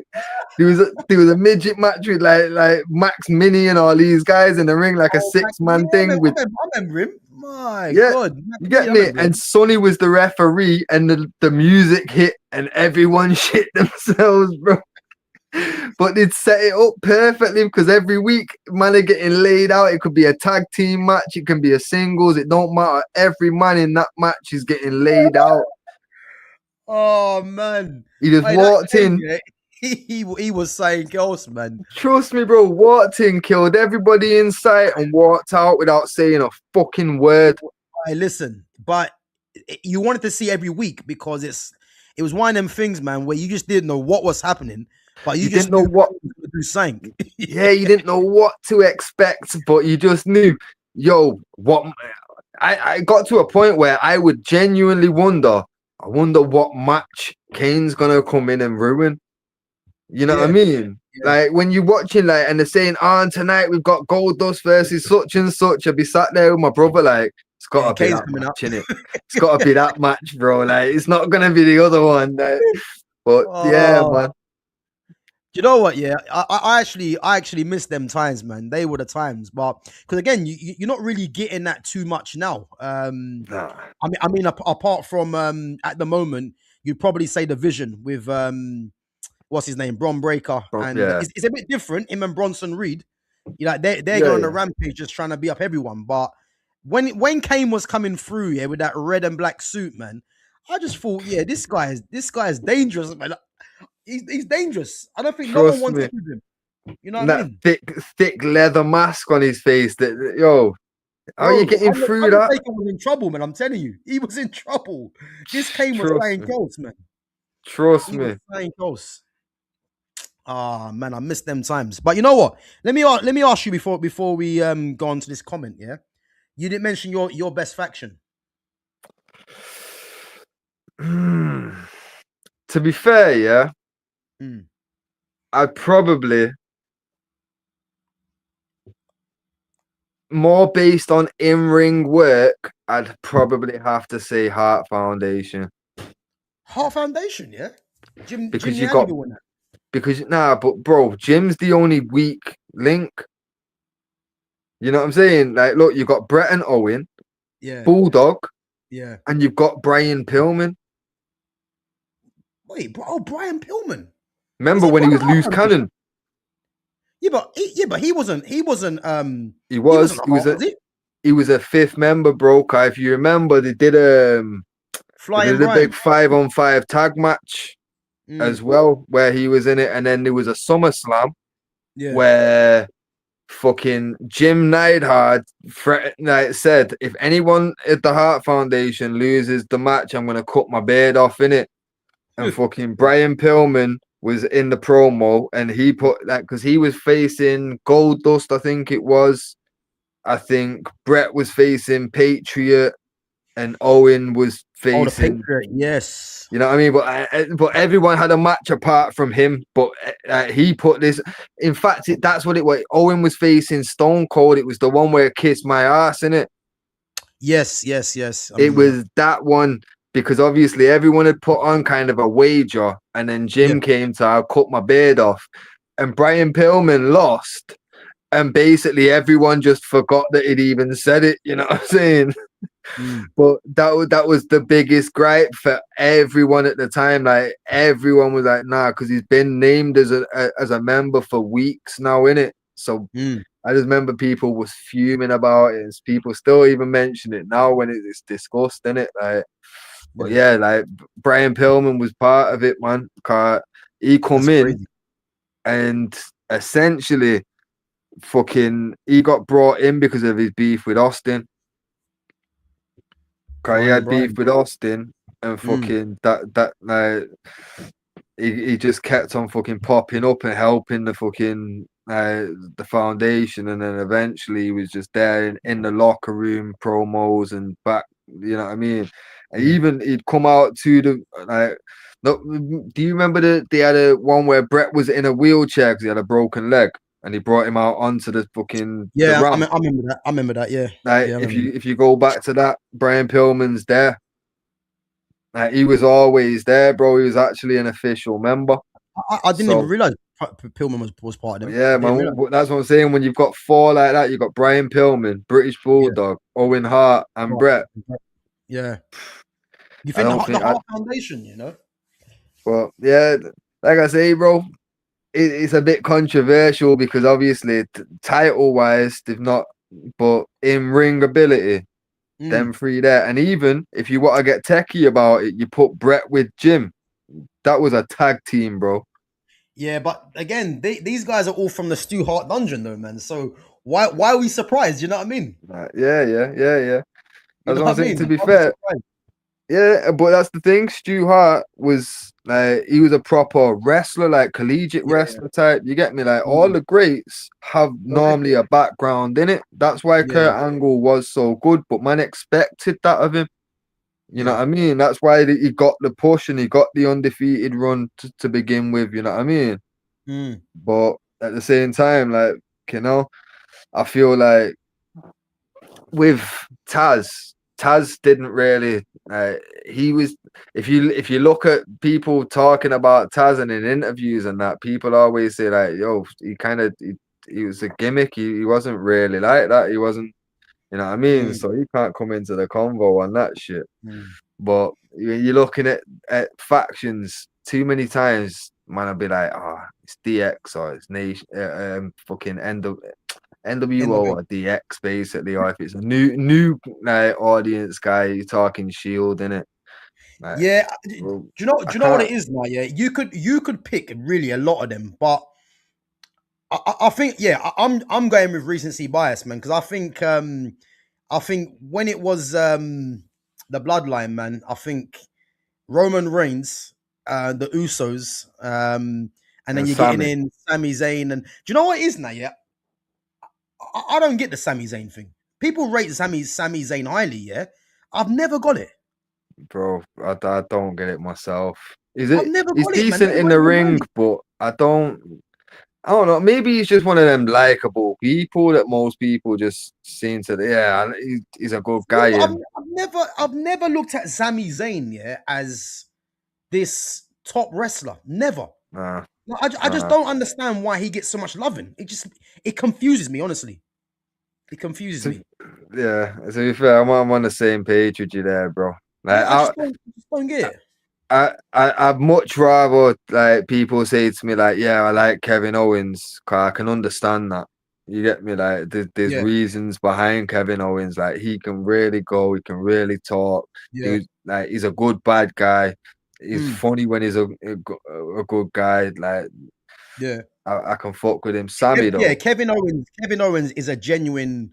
He's a genuine star, really. I think yeah, what goes against Kevin Owens, yeah, is precisely why I'm going to tell you in a minute who I think are the greats. And as I said to you, I look at the whole package. You know what it's I the mean? look. It's right, and unfortunately, yeah, it's got to be that really. You know, but CM Punk for me, he defies that. Yeah, And yeah, CM Punk has said there's something I see the other day, yeah, where CM Punk said the reason obviously is it that the drug free thing he does, yeah, yeah. The straight edge. the straight edge, and he talks about obviously these muscle bound guys, isn't it? Yeah, and he's probably him, and you'd probably say Seth Rollins, yeah. Those two for me define what the whole package for me is because these two on the mic are ridiculous, but their in ring ability is arguably amongst the best as well. Yeah, You know, yeah. so it's difficult. But Kevin Owens for me, I think that's the only thing that lets him down in terms of why he's not seen as that guy because he has Yeah. everything else really. Yeah, yeah, because it's Yeah, fair to say as well. 'Cause like even going back to like the Attitude Era, look, everyone talks Austin Rock, Mankind gets overlooked for the same reason. It's yeah, yeah. just the appearance. 'Cause The on the appearance. mic, he was actually better than Stone Cold, and in the Mm, ring, he was on an equal footing to the Rock at least. yeah. You know what I mean? Because It's Stone the Cold before the neck image. break could really go. Like him and Mm, Bret Hart's feud was sick. You know what I yeah, mean? But after that, he had to change his style to protect himself. It weren't the same. He was a bit of a brawler, a lot of punches and stomps in it. yeah. But You, yeah, like you know one guy just quickly before I forget, yeah. I forgot to mention his name. AEW, Kenny Omega. what do you think of Omega though? Because his promo Bro, style for me, I I think can't Kenny fuck. Omega. I think Kenny Omega is. I think he's serious, Kenny Omega, man. In To the be fair, ring, yeah, 100% one of the best I've I actually think his seen. promos are decent as well. No, You know what it is? It's his delivery for me. It yeah, always seems like the way he actually says things. It just doesn't seem like he's finished his sentence, kind of. You know what I mean? yeah, yeah. Okay, yeah. Like I understand what you mean. Yeah, it's that like it lacks the conviction for me. It's like it's almost like he's unsure of what he said. You know what I mean? mm, Like, but like I said, certain people though does the in ring overpower that, like the fact that his promo, he can talk, he's not yeah, saying he's not talking shit, so mm, it's like is that a Bret Hart, Shawn Michaels situation? yeah, But yeah. I hear it. I hear it. I just think in some in ring He's ridiculous in ring, man. Oh, bro, yeah. But that's what I'm saying, though. Like There's in another guy ring as well. now, there's so many. If we were talking about in ring talent, Yeah. the greats list is gonna miss basically everyone before 1995. All right. Well, I want to get your take on that before we move on. Anyway, yeah. But Yeah, another guy as well. I'm only catching a lot of these guys from AEW now, yeah. But there's two. There's Okada yeah. and there's Takesh. What's his name? Takesh. Kanusuke So Takesha. yeah. I mean, they rate that Okada highly as well. He's another one. I mean, Yeah. he's another one. I don't really get it. If I'm honest. You know what it is? Yeah. Basically, that it's a New Japan internet fan base thing, innit? Yeah. So basically him and Kenny Omega was a tag team in New Japan, innit? Yeah. And Yeah. like they did really well, obviously loved by the fans and all that. And then when they broke up and did the whole fucking, you know what I mean, one turns on the other, now they've got a tag team feud. Yeah. Yeah. Like that in them matches, that's where that Dave Meltzer dude started coming out with, like, because he had a 5-star rating system like forever in it, and he's like, Mm. oh, it's a 6-star match, it's a 6.5-star match, and crazy fucking shit. But that brought so many eyes to it that Okay. everyone watched their matches. You know what I mean? Yeah, And because then I've seen a documentary, and it yeah, showed obviously them two and their rivalry from before. And then there's yeah, another yeah. guy that he teamed with as well. Forgot his name. They were called tag what are they called again? Um, you know him, the other guy. He got injured recently. What's his name? Not Adam Cole. No, no, not Adam Cole. No, he's another Chinese guy. I forgot his name. Oh, He teamed with him before. Kenny Omega teamed with him as well, but he got injured quite recently. Forgot his name. I can't think, bro. I Yeah, I can't can't remember his think. name. Can't remember his name. No, but to be fair though, like for me, I don't get a lot of that New Japan stuff because it's a total different style of wrestling, isn't it? Like for Yeah. me, the only New Japan match I've ever watched that I thought was actually really good was AJ versus Shinsuke. Okay. You ever Yeah. watched that one a couple I years haven't back? seen that one. No, I haven't seen that one. But Yeah, that was yeah, really good. That was just before both of them ended up coming to to WWE, innit? yeah. Yeah, like, but it was like their final fucking match, like big send off kind of thing for Mm. them. But He's another one actually, isn't it? Shinsuke that gets a lot of loving. yeah. But that's the thing, though, for me. Mm. Shinsuke, like when he first came, because I remember watching his first match in NXT against Sami Zayn, and Mm. compared to everything else that there was, it really did stand out because it Yeah. was that hard, like strong style they call it, in it, that proper Mm. hard hitting elbows. Like you could see the welts on the skin popping up during the match. You know what I mean? Yeah.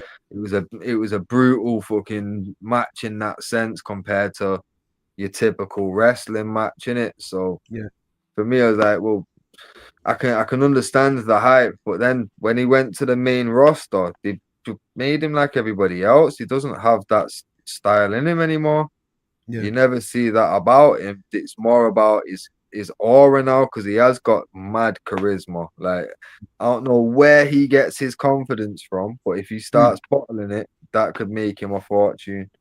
You think? Yeah, when my man walks out to the ring, he, bro, there's you can it's almost like you can see the aura around him, bro. Like my man is confident in himself.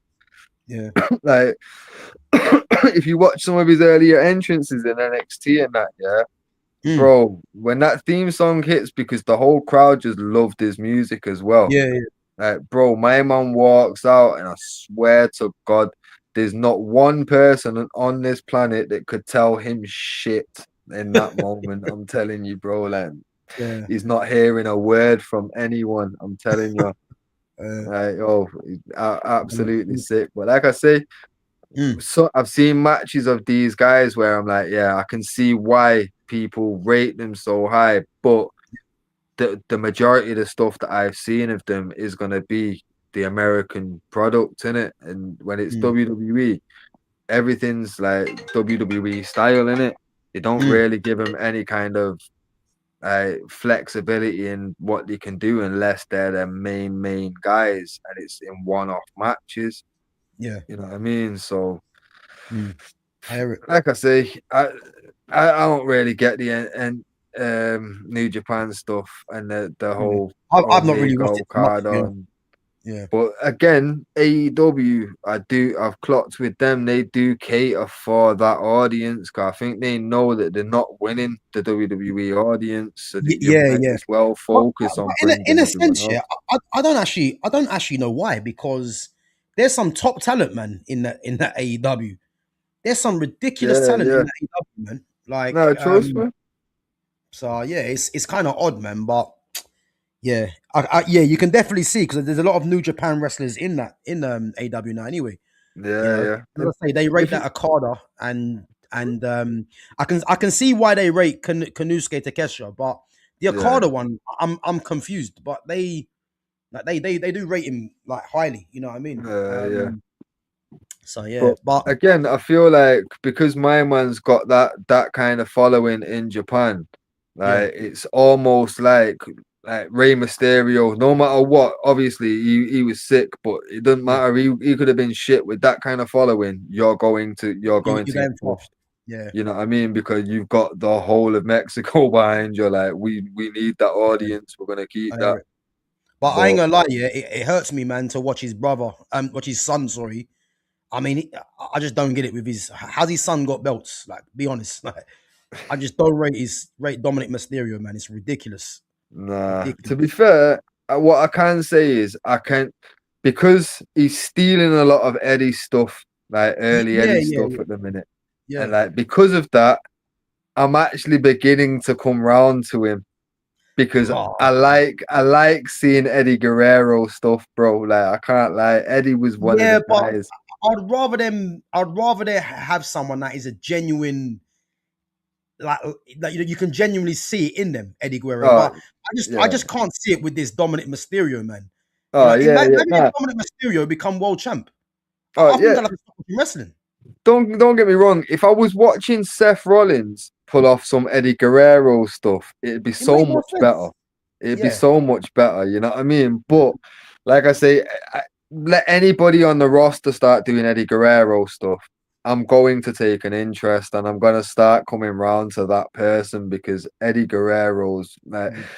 like Bro. some of like the whole fucking hitting the chair on the floor, throwing it at the opponent, Yeah, yeah, dropping yeah, to it, yeah, all that yeah, kind of stuff, loosening the yeah. boot, and fucking, I loved Right. it. I loved it. I can't lie, I Yeah, still but do. do you know what was mad about Eddie Guerrero? Yeah, I never saw this Eddie Guerrero coming when I see Eddie Guerrero in WCW when he had the Yeah, feud yeah, with Rey Mysterio and that. Yeah, and yeah, yeah, remember Juventud Guerrero and La Parca and them yeah, guys. yeah, yeah, yeah, yeah, Like, I yeah, never saw that Eddie Guerrero, and the fact that he kind of, become that kind of character, man. Yeah, yeah, yeah, I just can't see Dominic. I just don't like to see Dominic Mysterio, because I think it just seems a bit too put on for me, But yeah, yeah. No, it you is know what because I mean? it's forced. Because obviously, Yeah, it's essentially why Charlotte Flair's a multiple time women's champion because of who her dad is. You know what I yeah. mean?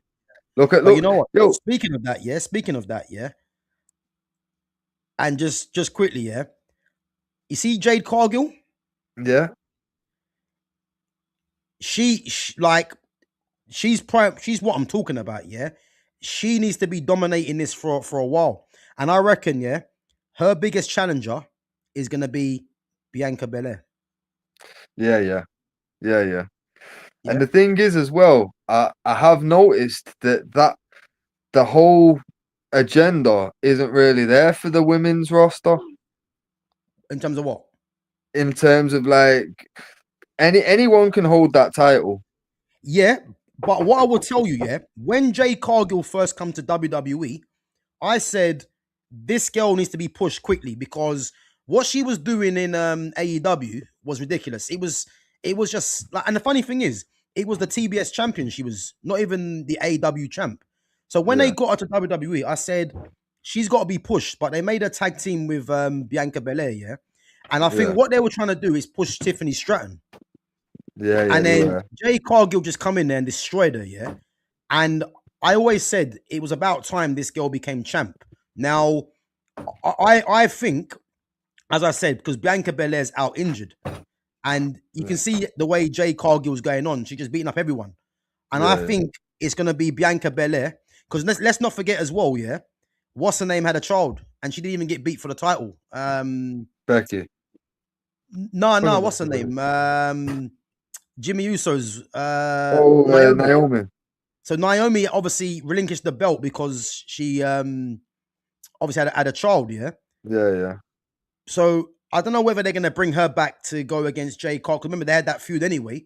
But for me, yeah. Bianca Belair is her nearest competitor in that sense.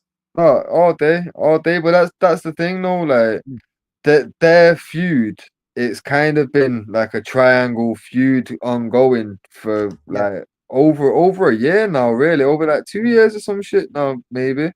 What? Basically Who? since What? Jade Naomi came and in, Becky. where it, Yeah. cause like basically weren't Bianca Belair and Naomi like tag teaming or some shit, and then they were helping out Jade and kind of bringing her in, but then Yeah. Naomi was the one that beat up Jade and all that.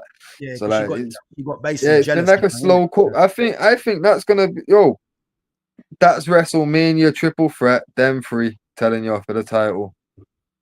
Do you know what? That's yeah. That's not a bad shout. You know, It's been three black cooking for girls in a that triple long. threat. It Three has black to girls in a be, triple threat. I can't see that though.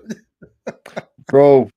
It'll be, but that'll prove my point that I Yeah. don't think there's an agenda for the women's belt. 'Cause Okay. that's to them, it's not serious. Like the belt is that that's still serious. Triple H doesn't want anyone holding that he doesn't agree with. But that little woman's one, that's a toy one that the girlies play with to him. Yeah. Yeah. You know what Yeah. I mean? He doesn't Yeah. mind that one, bro. That can go to anyone. Obviously, if there's someone in there that he prefers, like thank God there's two belts because you know he's got a thing for Rhea Ripley, so Bro, she's got a belt. I was just about to say that, yeah. Rhea Ripley, yeah, has to be the most popular woman I've ever seen in wrestling. Yeah, she's Bro, like a they stone love Rhea cold, in Ripley. it. Huh? Yeah, yeah. The fans love whatever. It's crazy how well she's received. Like, But why do you think that is though? They I absolutely think love her. Like it's yeah. I I think it's partially it's the fact of like she's so different to everybody else. You know what I Okay. mean? Her Yeah. build, like, because obviously when she broke onto the onto the picture, her build was totally different to everybody Yeah, else. yeah, She yeah, had yeah. tattoos everywhere. Yeah. Fucking come out with this like total different music to everybody else. Cause like Yeah. screaming at your fucking like she just had like she made you look and go, right, who the fuck's Fucking that? this. Like, Yeah. you know what I Yeah. mean? So I feel like that, and then once you've got everyone's attention Yeah. and to be able to perform the way she does, like, yeah, I, I think she's good. You know what I mean? You know who she's married to in real life, innit? One of my favorite wrestlers. Fucking Zach, not Zach, Buddy Murphy. Buddy Murphy. Yeah, yeah, that's it, Bro, that's it. I'll tell you now, yeah, he is ridiculous. Like Nah, that is someone there, yeah, that needs to have a title push. yeah, Because I'd yeah, say but now, you see his moves, bro, he's different. He's yeah, different. yeah, yeah, yeah. He is different, But Buddy that's what Murphy. I'm saying though. Again, there's people like that. Like you can't fault Buddy for the career he's had. Yeah, You know what I mean? Because he's not in full control of that. Like he yeah. can leave WWE when they're not taking him serious and try and do a whole sit. Like that's the whole Remember, truth thing. he was Imagine Seth if he'd Rollins' done disciple, what innit? Buddy did.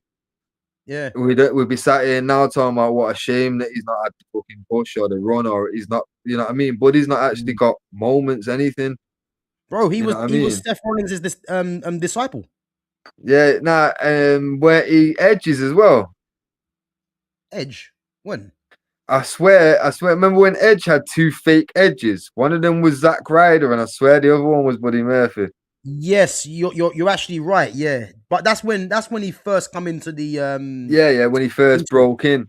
But that's But what I'm remember, saying, bro. So he was basically, bro, the two moments me and you can think of for Buddy Rogers, he was somebody's sidekick. Yeah. And then obviously he went to AEW and was part of House of Black. Yeah. And that faction there with him and Alistair Black. him and Alistair Black and what's his name? The guy that teams with that Brodito. Bandito. That Bandito's move, yeah. He's finishing move. What's it called again? Xplex. Is it Xplex or no? Something Plex where he just does like some kind of moonsault and then Yeah. I know the move. I just can't think of the name.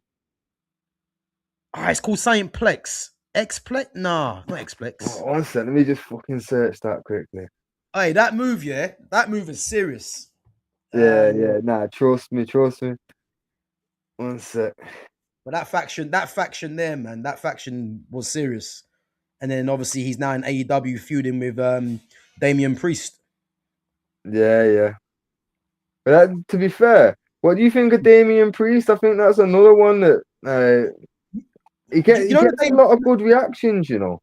The thing is, yeah, Damian because I heard that they were trying to they're trying to model Damian Priest on the Undertaker. Yeah, but have you seen the fucking have you seen the memes about him, bro? No, what's happened? It's the bisexual Undertaker.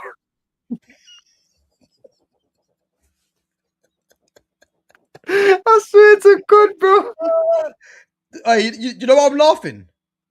You can see it in it.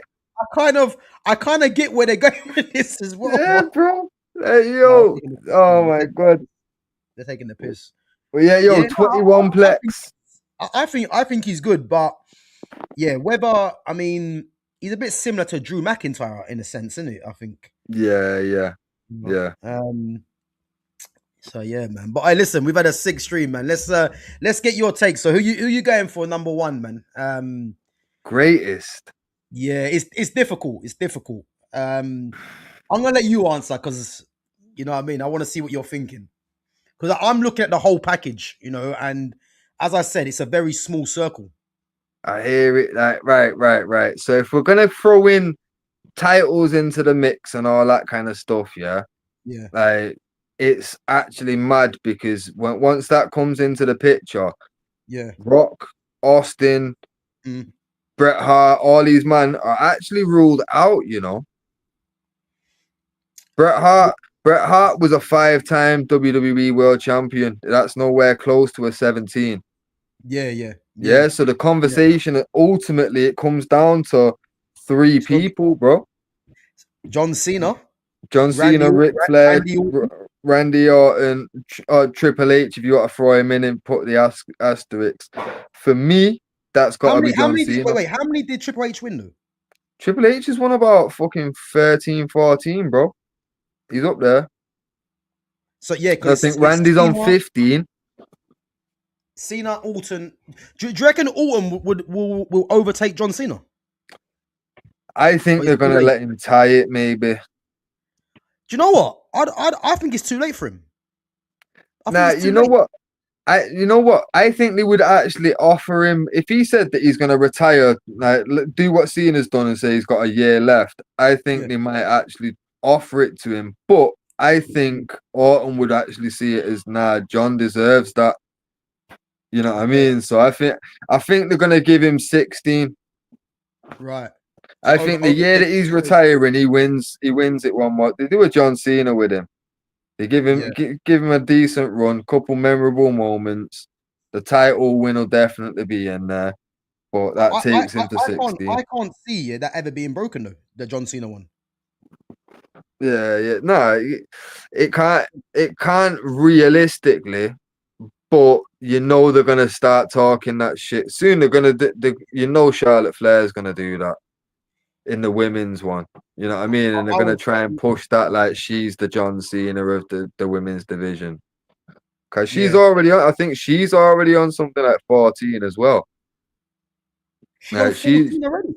She's on something ridiculous. It's between 12 and 14 that she's already on. It's definitely more than 10 because don't forget there was a period where her and Sasha Banks won and lost it every other fucking Raw, bro. Boy, Sasha Banks is serious, you know. That But girl's got like 15 belts at the moment. this is what I'm saying. So when you're talking about belts and that, because of booking, you've got to like bam, you're looking at belts. All right, Cena, Orton, Flair. Mm, What- Not let's keep it at that because that's 16, 17, and 15 in it. So yeah. it's So down who, to those. so It's you got to so be you think it's between Orton, Cena, and and Triple H Flair. Nah, and and Flair? Flair. But for me, I don't like Flair. He shouldn't really be in that combo. It's Mm. down to Orton and Cena given all of like the extra parameters. So when you're looking Bro, at that it like you know what? that, That is actually crazy, you know, to think out of all these wrestlers, yeah, it's John Cena and Randy Orton. And that's nothing on them because they are up there, no doubt, yeah. But it's crazy to think that we've narrowed it down to them. yeah. But that when we're talking about titles in the picture, Bret Hart only won the title 5 times. Yeah. It's Bro, I'm like, sorry well, though. I'm sorry. I'm but sorry. but Roman Reigns has got to be in there, man. but that's what I'm saying. He's He's got to fast be in there. catching up. If you ask this question in 5 years' time, he's Yeah. probably at 14, 15. If anyone's gonna break John Cena's fucking record, it's that guy there. Yeah. And the thing is, yeah, I think the reason why Roman Reigns will possibly do that, yeah, is because of the aura around him. Yeah, which is yeah, which is why I said the bloodline, yeah, because and I'll tell you one thing that pisses me off, yeah. You see his OTC theme, bro. I beg you, throw that in the bin. Throw it in the bro. I can't stand that theme music, yeah. Just go back to the head of the table, man, and keep it moving because Nah, this that head of theme the song, bro, table theme was sick as well, bro, though. Like, it was the best theme for him, yeah. yeah, And you know why I liked his head of the table theme? Because it was like yeah, Roman's here, man. It's just the aura, yeah. yeah, This OTC theme, yeah, is just childish for me. It's like, all right, yeah, Roman's here now. He's yeah, just get out. yeah, yeah. That's how I see it. It's shit. So he needs to scrap that, man. I actually tried to message something, yeah, to WWE one time. I just said, listen, is any chance Roman Reigns, obviously never get back to me, yeah, but Yeah, any chance yeah. Roman Reigns can change his theme song, man? This is Yeah, ridiculous. yeah, okay. This is shit still. Like you're actually pissing Oh, me off. He's losing fans at this point bro, still. honestly, man, it's painful listening to this OTC thing. It's like, okay, the one tribal chief, whatever, man. Get back to head of the table, man. Trust And the me. good thing for me is the fact that the Usos are back together. I know someone else mentioned it in the chat, yeah. I mean, I can't see it, yeah, but I'm hoping he gets the head of the table, the kind of faction back or something. You know what I Yeah, mean? yeah. Um, but yeah, I've got to throw him in there because I know we're going to talk about the mic skills, but his mic skills are getting better. But in terms of the whole package, I To be think he has to fair, be in there for that. You know what I yeah, mean? but again, like his promos, even with improvement, I don't see he's not meeting like because like we said before, Cena and Rock, that's a Yeah, level yeah, they're by higher, isn't it? themselves. Yeah, yeah, So yeah, you're not meeting John Cena, yeah. So at yeah, best, maybe he matches Randy Orton, yeah.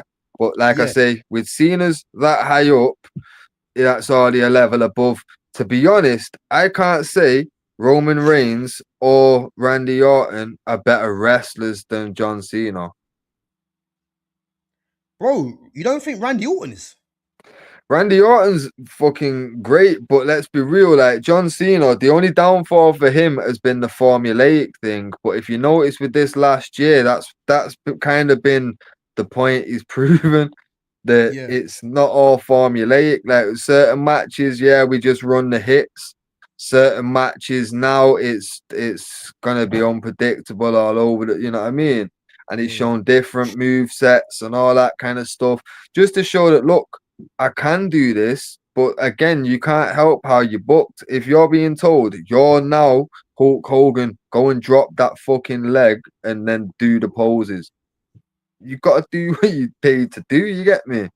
So Mm, his thing was go and fucking wave the fist and then fucking go out and meet a sick kid. That's what you're gonna do, bro. yeah. Yeah, I mean, and obviously, I feel like this year he's kind of proven like he can go. And then when you look at he's also shown it in other matches throughout. Like, you remember the match with Punk? Yeah. Yeah, like not just the Money in the Bank, the one at Night of Champions as well. Both of them, he's shown levels. The first one with AJ at SummerSlam in like 16, shown Mm. levels, bro. Like, my man could actually turn it on, but a lot of the time he was told to drop the leg and pose, innit? Yeah. You Yeah. can't you can't help the position you're in. Randy Orton has been allowed a bit more flexibility and creativity because, let's be honest, he's not been put in that number one spot as often. Yeah. Yeah. I John hear it. Cena's had longer reigns and more reigns. You know what I mean? So it's you when you're under that intense spotlight and Vince McMahon's the guy running the show, Mm. you fucked, bro. You know what I mean? You're gonna do what they want you to do. Yeah. Nah, bro, I hear it, man. So we're saying John Cena then, yeah? I think it's got to be with Yeah. all the parameters. But if we're going off just work alone, I think then He ticks it's so many boxes. That's the thing, John Cena. yeah. Yeah. Like I say, and the boxes that he ticks, like the talker, he's so like he ranks so high above everybody else Yeah. Yeah. that already puts it already weighing in his favor so drastically because one of the criterias is the Yeah. belts he's got the most. The other Yeah. one's the Yeah. talking. Only Rock can rival that. Bro, So bro, on the mic, yeah, I'll tell you now, man, him and The Rock, yeah, I've not seen no one come close to them two.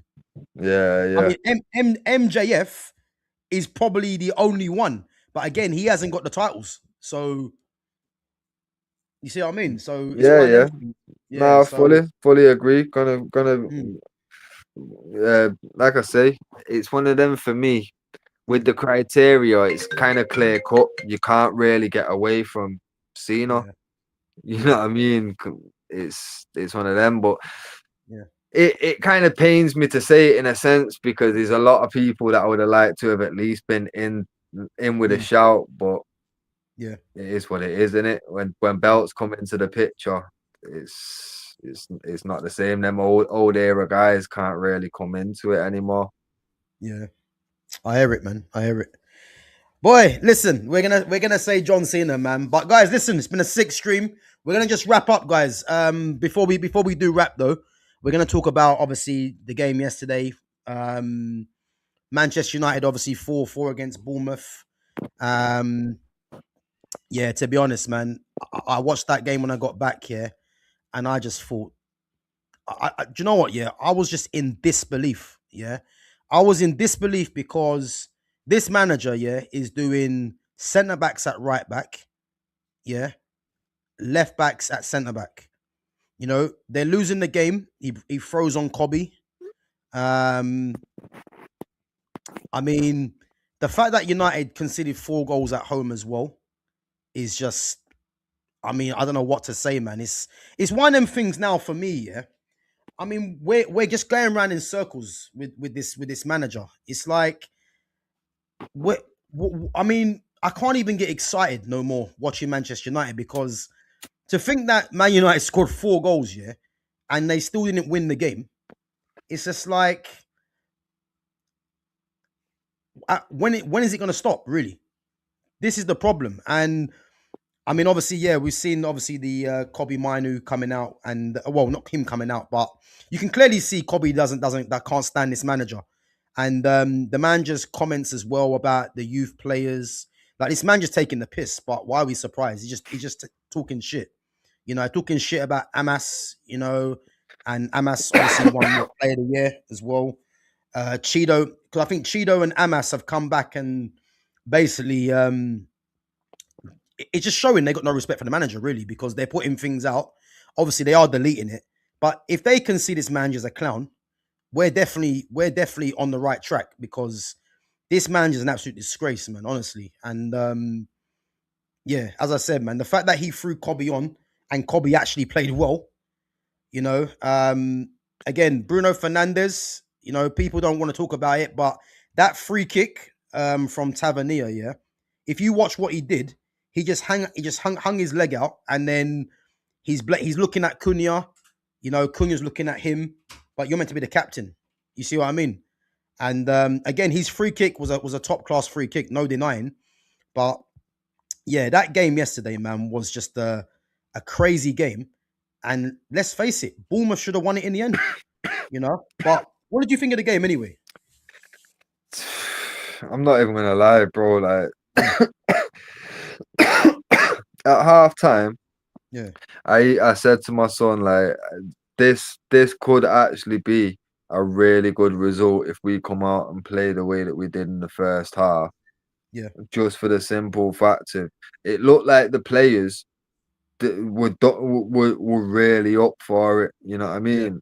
And then mm, as soon as they equalized, I said to my son, "Watch, everyone's heads will drop now. We'll lose this match." And mm, then within like 5 more minutes, they fucking scored another, and I'm like, "Oh, mate." But then to see how it picked up and it was such a mad back and forth, it was entertaining. mm, Obviously, as a United fan, I don't like seeing games like that. I don't like seeing games like the Leon comeback. I don't like the 99 final where we got battered all 90 minutes. The fucking bar got rattled 3 times and all of it. yeah, I don't want to see any of that. I want nice, comfortable, easy wins in it, mm, but it was an entertaining match for neutrals. yeah, But for me, it was frustrating on all levels to see Cobby's face, and it was like disdain on his face. You could see it a mile away, couldn't you? Like he didn't want to be anywhere near him. Like then yeah, when you seen like Amarim like walked out of the shot, and like whoever it was next to him, a coach is trying to say something, give the last few fucking things, and it's yeah, almost like snapped Cobby out of a trance. Like if you go back and watch it, like when he's being spoke to, he misses it totally, and then he has to like turn to him like, right, what, like kind of like repeat yourself in it. mm, mm, It's mm. fucking. You could tell he's just stood there thinking, I don't This want man to is a become. prick. Yeah, like I Yeah, don't want to be doing this for this prick. You know what I yeah, mean? yeah, Like the fuck is this? And then the joke is, did you notice after that? The next thing that pissed me off is when because I didn't see Sesko first. I saw Martinez, and I'm saying 70th minute you're making a defensive fucking, and we're yeah. chasing the game. What are we doing?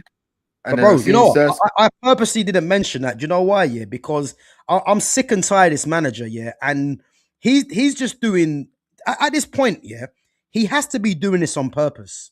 He has to be. The very fact, yeah, he brought Sesko on and Xerxes got microwave minutes. Yeah, you can't tell me, yeah, that there's a personal problem there. How can Xerxes be playing? Yeah, Sesko's been injured, and all of a sudden, Sesko's fit now, and Xerxes gets like what, 5 minutes, six Hmm. minutes? Yeah, Like, you can't tell me that there isn't an issue there with this manager and certain players. And as I said, yeah. I purposely didn't mention that because they're just another long list of things that this manager's doing, you know. And at what point are Ineos just going to say, you know what, Ruben, bye bye? You know what I mean? Mhm. Nah. And you know what? You know, as much as we were saying yesterday about he better not change that formation, and then we was relieved when he didn't. Did you Yeah, notice in the 70th minute we went to a 4-3-3? there you go. He's a coward, this manager. He's a coward. Bro, we're going to 4-3-3 for Aston Villa. It doesn't matter what it says on the fucking team sheet and how it first lines up. Watch when it was going to 4-3-3 Yep, early in the game. yep. It's not going to take long. And if it takes long, it's only because of this stubborn prick that he's only going to do it when it's the last half an hour, 20 minutes, because he knows that that can change the game for us. Bro, they should sack him now for that. Because, yeah, you mean to tell me, yeah, he's been playing this 3-4-2-1 for as long as he's been there, and all of a sudden, he's losing certain players. He's not going to use his coaching, yeah, which is why he was brought in the first place, to get players to play the same system. You now all of a sudden want to change the formation. You see what I mean? And no Yeah. one's going to call this bullshit out, really, because that's what they should be doing, is saying, nah, he's taking the piss now, honestly. Trust He's me. taking the piss. Trust Yeah. me. But that's what I'm saying. When I saw that, Mm. like insult to injury, because what made it worse was obviously Cobby had come on first. And Yeah. the first few things that I'd seen of Kobe, I was like, this kid deserves Can play. everything that, you know what I mean? What the fuck are we playing at here? And my Mm. first thought was, he's not even playing on the side he wants to be. He's not even playing in the role he wants to be in. You get me? Like, Bruno's still on the pitch. He's took on for Casemiro. You know what I mean? So he's playing in Casemiro's role, in his weaker role, still donning it up. Why are we not playing? Cause I've even said it before, like, yo, fuck that. Start him over Casemiro and use Casemiro sparingly because he's on his way out anyway. Yeah. Obviously, you've rightly pulled me up and said, well, it's Bruno's side that he wants to be playing Bruno's role. I Yeah. get that, but look what he did in Casemiro's role. You know what I mean? And how well he executed it. Like, for me, I'd still be. Kobe deserves to be in that team. I don't care. If you have to, fuck it. You're playing Ahmad at right back. Fucking give Kobe in at right back. Fuck it. Mm. You know what I mean? If we have to, just get that kid on the pitch and give him the minutes he wants. You know what I'm saying? It doesn't make no fucking sense to me. And then obviously, my blood's starting to boil now at this point because I'm watching Kobe prove why he should be. And even though he's not playing in the role he wants to be in, he's still doing well. And then I've seen him switch. Well, not even that. I've seen the Martinez first thing, and I'm like, what the fuck? Chasing the game, and he wants to bring on a fucking defensive sub. Then I saw Seth go, and I'm like, it's not as bad because at least it's a striker, but it's worse because it's not Xerxes. Yeah. And then I seen it go straight to the 4-3-3. I said, oh my God, what is going on? I don't Bro, care whether win, lose, or draw at this point. I'm this fuming. guy's a fucking idiot, man. Honestly, Yeah, I mean, he takes off Lenny Yoro. Look at Lenny Yoro now. Yeah, Lenny Yoro has gone from one being almost going to Real Madrid. Yeah, and he's now getting subbed for. He's now getting replaced by Aiden Heaven. This manager had the cheek, yeah, to play two left-footed centre backs and take Lenny Yoro off bro. and keep Dallo on the pitch. Like, do you know what it is now? Yeah, I have to rate Amarim. He's the biggest piss taker I've seen at Manchester United because how this has been allowed to happen. Yeah, if I'm Lenny Yoro, yeah, I'm just like, why am I playing for this manager?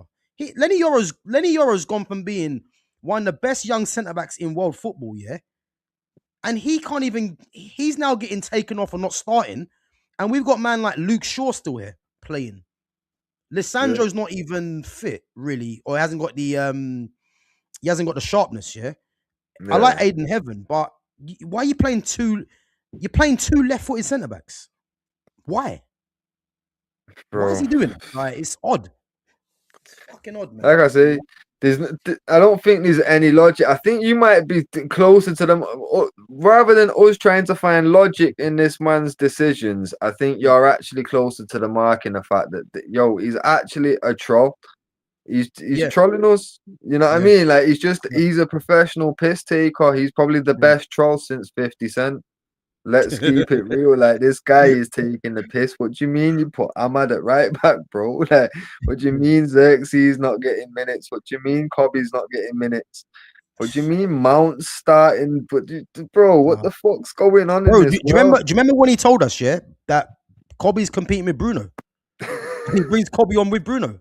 Like, Get me? He's competing with Bruno, but then you can sub off Casemiro for him, you dickhead. Like, what are we yeah, really discussing, man? Like, this guy's a total dickhead. he Like, is.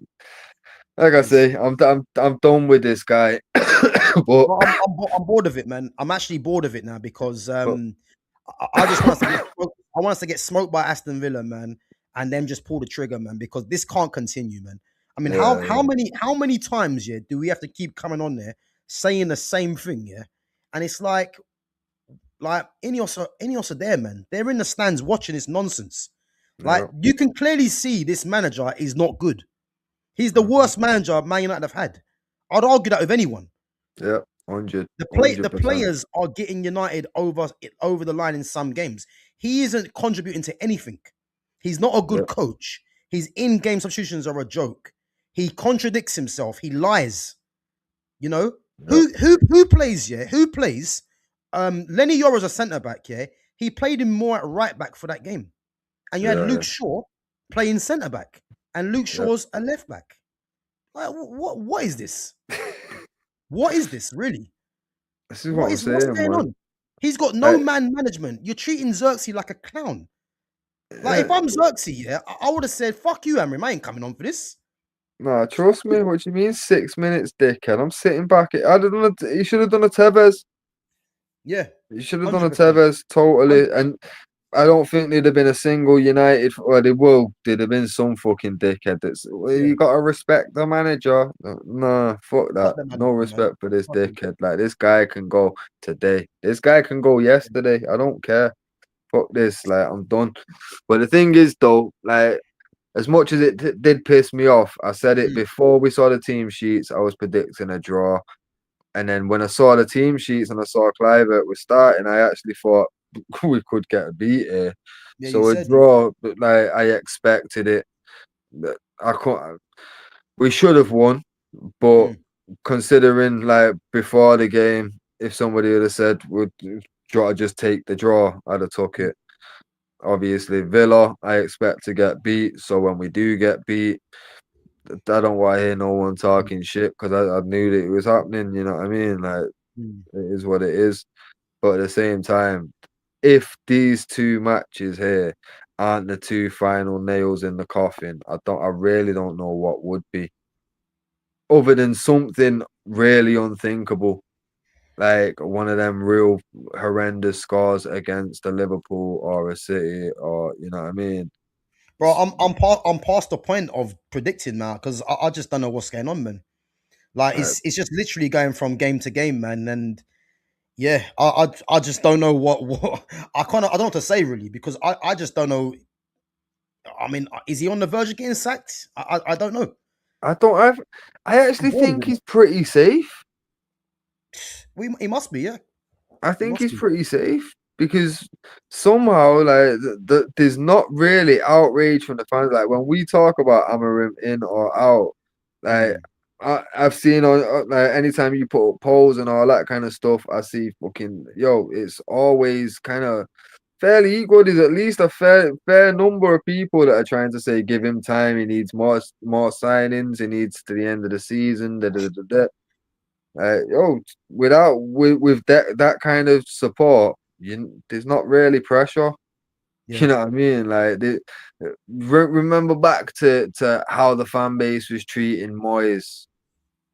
He's not under Moyesy pressure. You know what I mean? It's like, well, that's outrageous in itself. Yeah. Look at how the amount of time we gave David Moyes. David Moyes got less time than Ruben Amorim. Deep that. And the only reason for that is because the standards were a lot higher, man. Yep. We're at an all-time low, man, because I just don't get this, man. I mean, you're conceding 4 goals to Bournemouth, and Bournemouth should have won it, really, you know. So Yep. Yep. yeah, it is what Listen. it is, man. But guys, listen up, man. I'm gonna have to wrap it up anyway. I'm just fed up talking about this team, man. It's just boring, man. So yeah, but guys, big up yourselves for coming on. Make sure you guys smash the like button. Obviously, we've been going for almost 3 hours, man. Wrestling stream, some good chat, man. Some memories as well, man. Because there's Trust a lot me. I was learning from Fitz, man. Because I forgot about half these things, man. But yeah, when it comes to wrestling, man, it's good, man. It's a good chat, man. Because I think a lot of people would have preferences for wrestlers, etc. Yeah. But it's good, man, to take a trip down memory lane, if anything. But yeah, big up yourselves for coming on, as I said, each and every time. Bro, you got anything you want to plug? I'm gonna put your link to your socials, man, in the description after I finish anyway. Yeah, man. Nah, I appreciate it. No, it's Cool. nothing really, man. Just make sure you all subscribe to the channel and that. Make sure you all like on the videos and shit. Make sure you go back and check out some other content if you're new as well, man. Yeah. Nah, big up, man. But guys, as I said, this is a football channel, but we do talk about boxing, wrestling, UFC on there as well. So as I said, today was a bit different, but yeah, obviously we'll be back as normal. Talking about the football throughout the week. But I'm meant to be live tomorrow at 7. It might be slightly earlier, guys. So again, I'm gonna discuss my reaction to my boxing fight that I done 2 weeks ago. So it's meant to be at 7 o'clock, but it might have to be earlier. So if it's not earlier tomorrow, then I might try and schedule it for Thursday. But just keep an eye out on the schedule anyway. Make sure your notification bell is on as well to see when I go live. But yeah, as I said, big up to yourselves for coming on. Big up to all the mods. Big up to all the newcomers as well. And yeah, as I said, make sure you smash the like button. Make sure you subscribe to the channel. And again, make sure you share the channel and go over and give Fitz a follow on his socials as well. So yeah, appreciate you guys coming through each and every time. So yeah, should be back tomorrow. But as I said, just keep an eye when I go live. And as I said, man, we have to look forward to the weekend. United and Aston Villa on Sunday. Boy, I don't know what to predict, man. But one thing I know, we're not going to get any good football. That's for sure.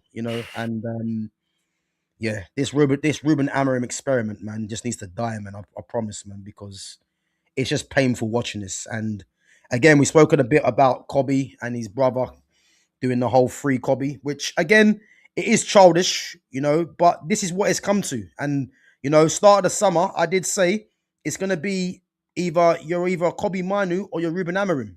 And I knew that was going to come because this manager is just a disrespectful guy, man, in terms of how he treats certain players. And unfortunately, man, this club's a laughing stock at the moment with what's going on.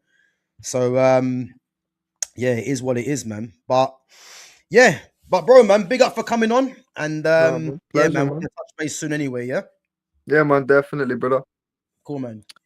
Guys, take it easy. Later.